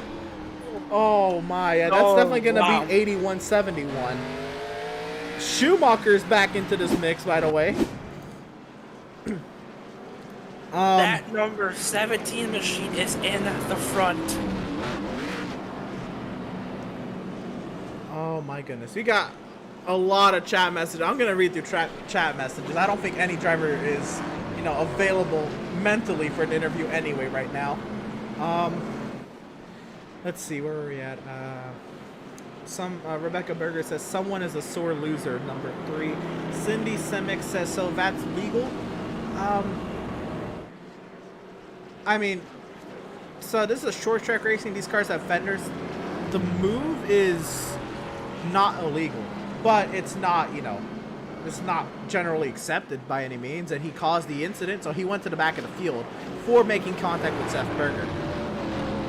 Mark Berger says scumbag. Lisa Berger says no words. Race Pond says, yep, he was running into hot end people all night long. He was overdriving these corners a lot. To be fair, St. Clair asks why did Max pit. Race Pond says, sorry Burger Nation, I'm a Kazi fan, but you should have won this one. Pam Williams says, so wrong. St. Clair says, hope you made the right call. Mad Dog Train says, you should have had it, Seth, sorry. And so many more. Let's go. Kyle messages there from Corey Velasco. But the iRacing.com safety cars in the safety of pit lane, and let's do it again. It's Lingerfeld, Schaefer, Schumacher, Smith, Causey, Pratt, and we're back to racing from Martinsville. What a jump from Lingerfeld there. Does Reese have anything to say? Everybody jumbles up behind him. Schaefer trying to go around the outside. Is it gonna work? I don't know. Going to the outside of Martinsville isn't really something used. Here we go. Are we gonna get the white? Schaefer to the inside, the block. White flag. Schaefer locks up. How aggressive is Schaefer gonna be with a playoff driver? To the outside. Schaefer's gonna do it He's going to try to do it. He's going to back off and try to get the run at the center. But he's not going to get there. Kyle Lingerfeld is going to win his way into the next round. Schaefer goes round. It's going to be Schumacher. Second, Devin Smith for big wreck after the checkers. Wow. Tyler Markle upside down. Upside down goes Andrew Pratt in the air once again. Oh. What a win for Kyle Lingerfeld. That's going to kick Tyler Markle out of the playoffs. Not out, but not going to help his case. He can still, point his way in at Atlanta or win Atlanta by any means. Here's the checkered flag accident. My goodness, the airtime for Seth Berger. What a finish. We'll get Kyle Lingerfeld's burnouts in a moment as well, but once again, the last lap accident. Back here. Wow. Wow. All that. But wow, Kyle Lingerfeld wins his way into the next round. What a win. What a race. What a win for Kyle Lingerfeld. Oh, shoot. This was a great race. It was entertaining for sure. I think this might have been my favorite race of the season. You were not short of entertainment by any means.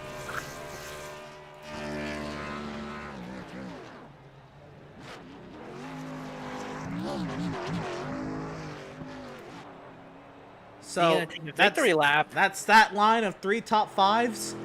That's gonna be 1 win at Martinsville Night next week. What a race. What a run. The victory lap from that number 65 machine. He knows how much it means to win here. Wow. We're going to get interviews queued up here with Devin Smith and Adrian Schumacher. As Lingerfeld will do some more celebrating in turn 1. Alright, let's, oh goodness, where do I even start?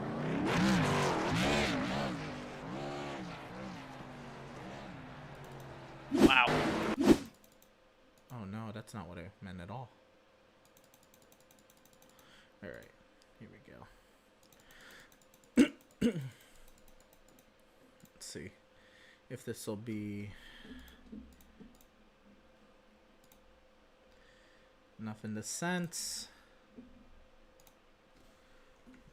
Do this. Hit it again. Here we go. Alright. Okay, I don't have key acceleration on, but we're zooming in on third place finisher Devin Smith. We'll get that sorted out while we're interviewing him, shall we? Yeah, we can. Let's get him in. And let's talk to our third place finisher, Devin Smith. Devin, how did you get third out of all of that? Fucking luck. I fucking take that finish on the lucky penny I found earlier this morning.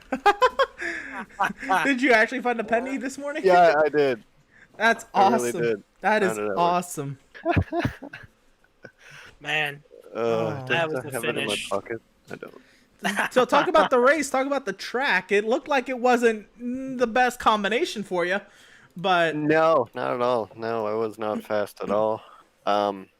Got put behind the 8 ball, got lapped down at one point, then 2, and then got wave around, and then got another, I think before the,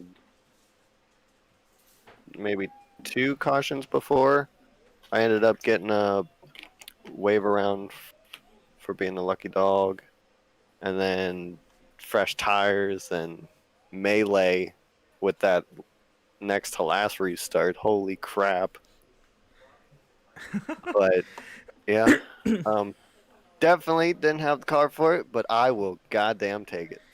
And how about in a time like this, the playoffs where it matters most, and there's so many people in the thick of that playoff battle, with Lingerfeld's win, that was going to knock you down, but a third place finish should help you up in that regard. How do you feel about, getting this in the playoffs, and how do you feel about where you're standing at? Well, I don't know exactly where I'm standing at in points, but goddamn 3 wide at the line, even with Reese. Whew.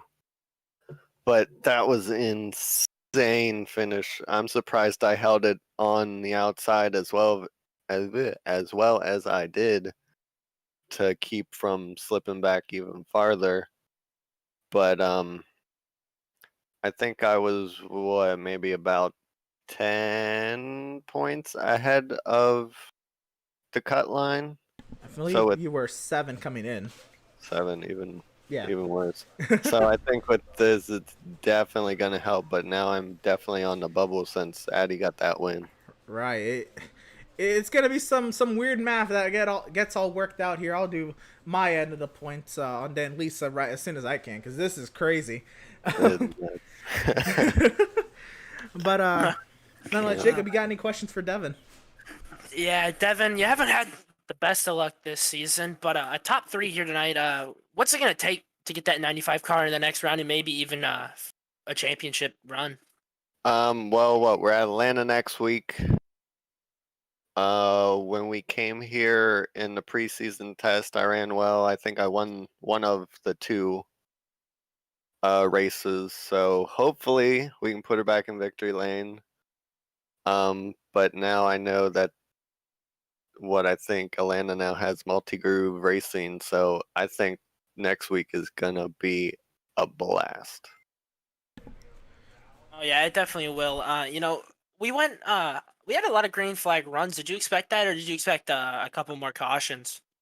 With this league, it's weird. Sometimes we'll get long green flag runs, then other times it's just kind of a bunch of cautions just from little mistakes here and there, especially on short tracks. I figured we would at some point, but I just didn't know exactly when we'd get into it. And I knew if there was any late race cautions, it would definitely turn chaotic, which it kind of did. Well, good luck, a good finish tonight, and best of luck to you at Atlanta. Yeah, for sure. Thank you. That was our excuse me, 3rd place finisher, Devin Smith, with an amazing run today. Again, that is phenomenal, just out of nowhere, and that's going to help him out in those playoff standings. Somebody coming off, I think he's the only driver to get 2 podiums in a row. He's 2 for 2 in terms of playoff podiums. It's not the win, but Adrian, how does second feel? Hey, it feels pretty good. Wow. I mean, I guess there's not a whole lot you could have done, but I can't believe that. You looked like it earlier, especially when Malenko was the pole sitter and the leader, and he was having a really defensive line. Looked like you were really going to be the car to beat in the long run. Did you feel that? And then how things fell, I guess, with cautions and pit strategy? How did this all kind of stack you up? It looks like you waited a while on a lot of the pit cycles. Yeah, I think I was definitely one of the fastest cars on the long run. For the pit stops, I was just saving all my tires and fast repair because Martinsville racing. Absolutely. Talk about those final restarts and just, getting the caution with 3 to go and barely squeaking through with that, and then just all the melee that came from the next restart, and then, being packed up on that final restart. What's going through your mind? Just don't wreck anybody. I would have pitted that last restart if I didn't know that I didn't have a front end again. But yeah, I'm sort of like, it was some chaos, but it's just racing. Yeah, fair enough. 2 podiums in a row in the first 2 races of the playoffs. Looking pretty stout to make the next round. We discussed that at Daytona. You weren't even worried really about this round. But how does this kind of set you up for the next round? How do you feel about the upcoming races in the playoffs? I haven't looked at the next tracks yet, but I think this one I might be pretty good. But I mean, Daytona's the goal to win and advance. Fair enough. We have 2 mile and a halves. I can't remember. I'm pretty sure it's Atlanta, then Vegas, then another short track with Richmond, then Daytona Road Course, somewhere in there with Dega, Dover, Charlotte, and Kansas. In some similar order. I don't know if that's the exact order. So 4 mile and a halves, 2 short tracks, a road course, and a plate track. Oh, dang. Oh boy. Hey, Jake, do you have any questions for Adrian? Sure, Adrian, how you doing? How you feeling after that one? First of all. Tired. As I expected.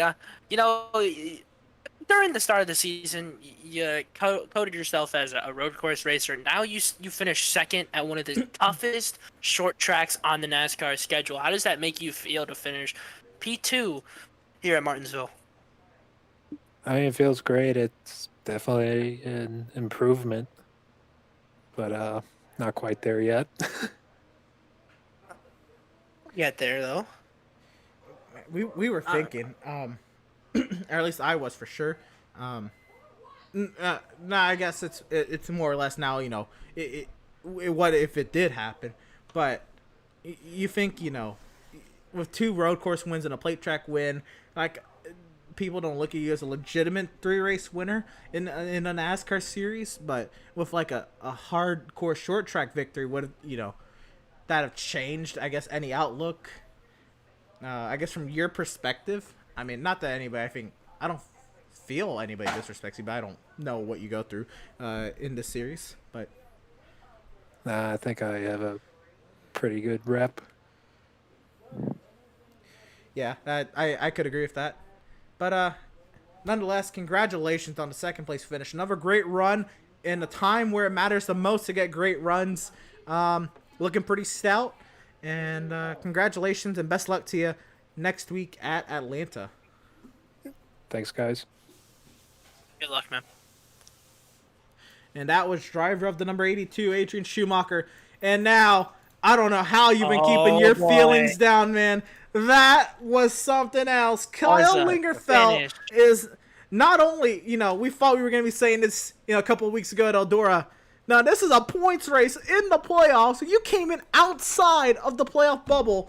Kyle Lingerfeld is an Outlaws Sim Series winner, and it came at Martinsville when he needed it most. Kyle, how does it feel? Woo! That's all I can say, man. This feels so great. After the lap 2 wreck where I got in too deep into turn 1 and wrecked myself, and then about lap 70 or 100, somewhere through there, Greg got into me and I had to use a fast repair, and it was not looking good there for a while. And somehow I managed to just keep on going forward and use some strat at the end, a lot of blocks, and we got her done at Martinsville, man. Martinsville. The toughest short track. Oh, by far. And this is so cool because I went here in 2017 and when it snowed out, the one and only time it has. So to win here is completely badass. This is amazing.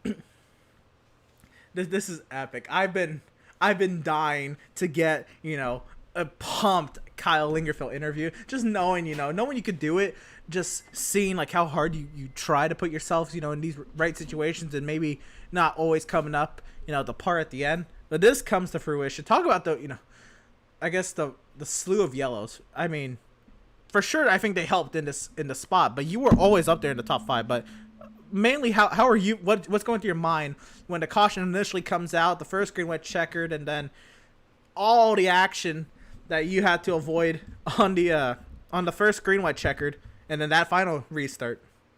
Honestly, that very first yellow, I was actually very excited about because I saw that it took out.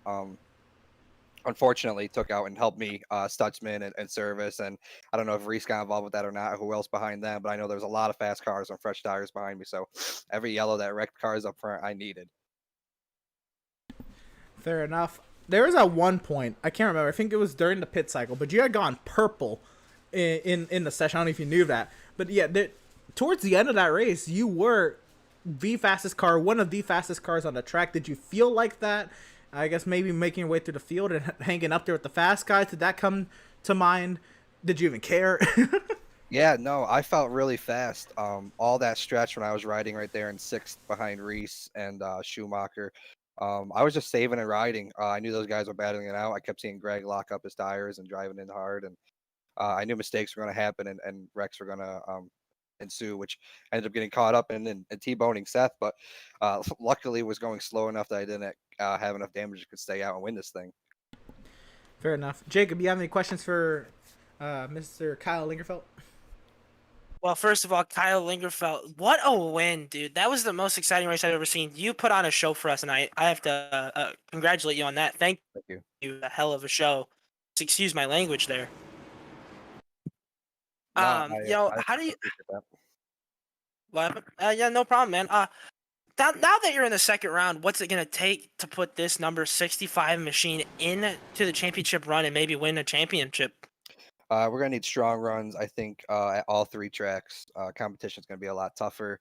I lucked out with having a short track in the first round, and luckily short tracks are my go-to. So going to have to put a lot of time and effort into the mile and a half, as we got two of them. Well, Vegas and Dover. Dover's not really a mile and a half, but we're going to have to put some more time into them. Not as strong there. So hopefully some more strong finishes, good qualifying, honestly. All right, fair enough. Right. Did you think your first win on the season was gonna come at this point? And why or why not? No, I thought I had some good opportunities earlier in the season. Bristol was a real strong suit. I was right there at the end with New Hampshire and a few other of the real short tracks. So I was hoping it would come then, but to have it now, this means more now than it does then, because I was able to point my way in, so I didn't need the win. So having this win now, locking me to the next round, is way bigger than a win earlier in the season, in my opinion. Oh, absolutely. And then... Sorry, my internet died there. That's right. Did you have another question? Or... I think I did. Getting this win tonight means a lot to you. There's a lot going on in your mind here. What's your preparation for this next race coming up here at Atlanta? Basically, this will be a good test for Vegas for me to see how well I will pretty much be at Vegas. Since, like I said, the mile and a halves have been real bad for me. I struggled, like I was running like the last all of Chicagoland, and should be an easy track. So just a lot of preparation, a lot of putting down laps, figuring out lines, where to lift, where to get back on the gas. Just trying to figure out basically how to run these mile and a halves for me. Hey man, fair enough. Congratulations on the win. Again, very happy, very proud of you. Yeah. Again, just seeing how hard you've tried to get yourself in these positions. It finally pays off here in an absolutely wild finish. But when you need it the most, go for it. Yeah, shout out who you got to shout out. I got one thing to say. I want to thank Raging Cajuns, Graphics and Designs, for always hooking me up with a badass looking scheme. And then Jesse Adams Motorsports for giving me incentives throughout the seasons to help me keep pushing forward. Absolutely. We got that logo, the Raging Cajun logo on the screen right now on your burnout. So sweet. Perfect timing for that. But yeah, for sure. Again, congratulations on the win, and best luck to you. I guess next week at Atlanta, but the rest of this playoff run. Appreciate it. We're gonna party it up tonight. Thank you guys for all you do as well. You guys do an amazing job every single week, so I appreciate everything you do as well. Yes, sir. Thank you. Couldn't do it without the drivers. Thank you. That was driver of the number 65 Toyota Supra, Kyle Lingerfeld. What a finish. What a race. And let's see how everybody else shook it out at the end. Kyle Lingerfeld with the win. Half a second out in front of Adrian Schumacher, Devin Smith, Joseph Causey comes on fourth, Reese Schaefer wrecking across the line, it'll be P5.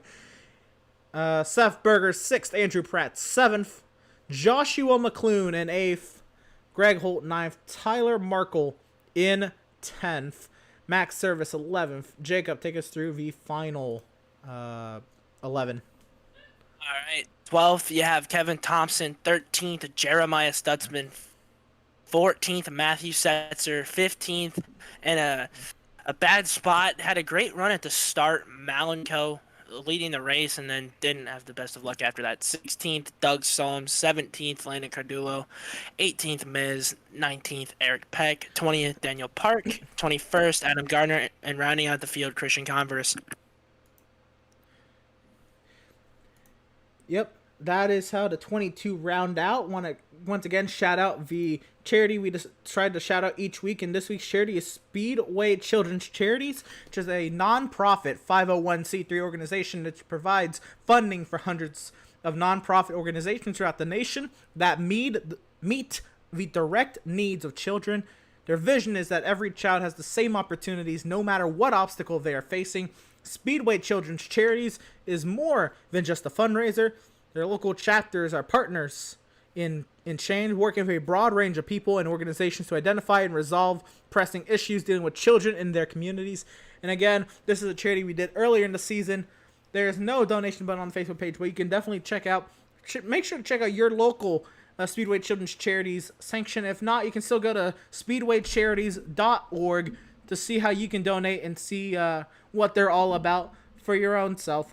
Once again, we choose a charity each week to try to shout out, give them some spotlight.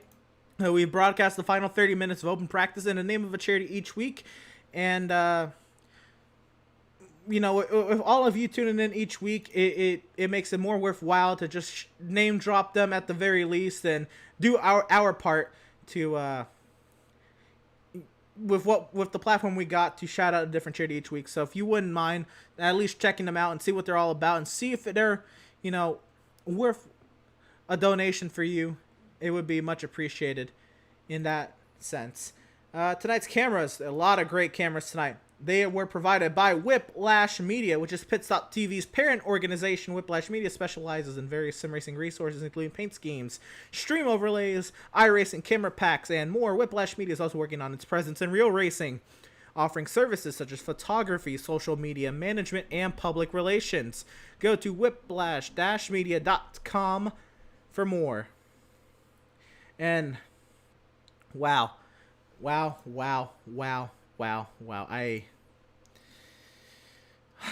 Jacob, final thoughts.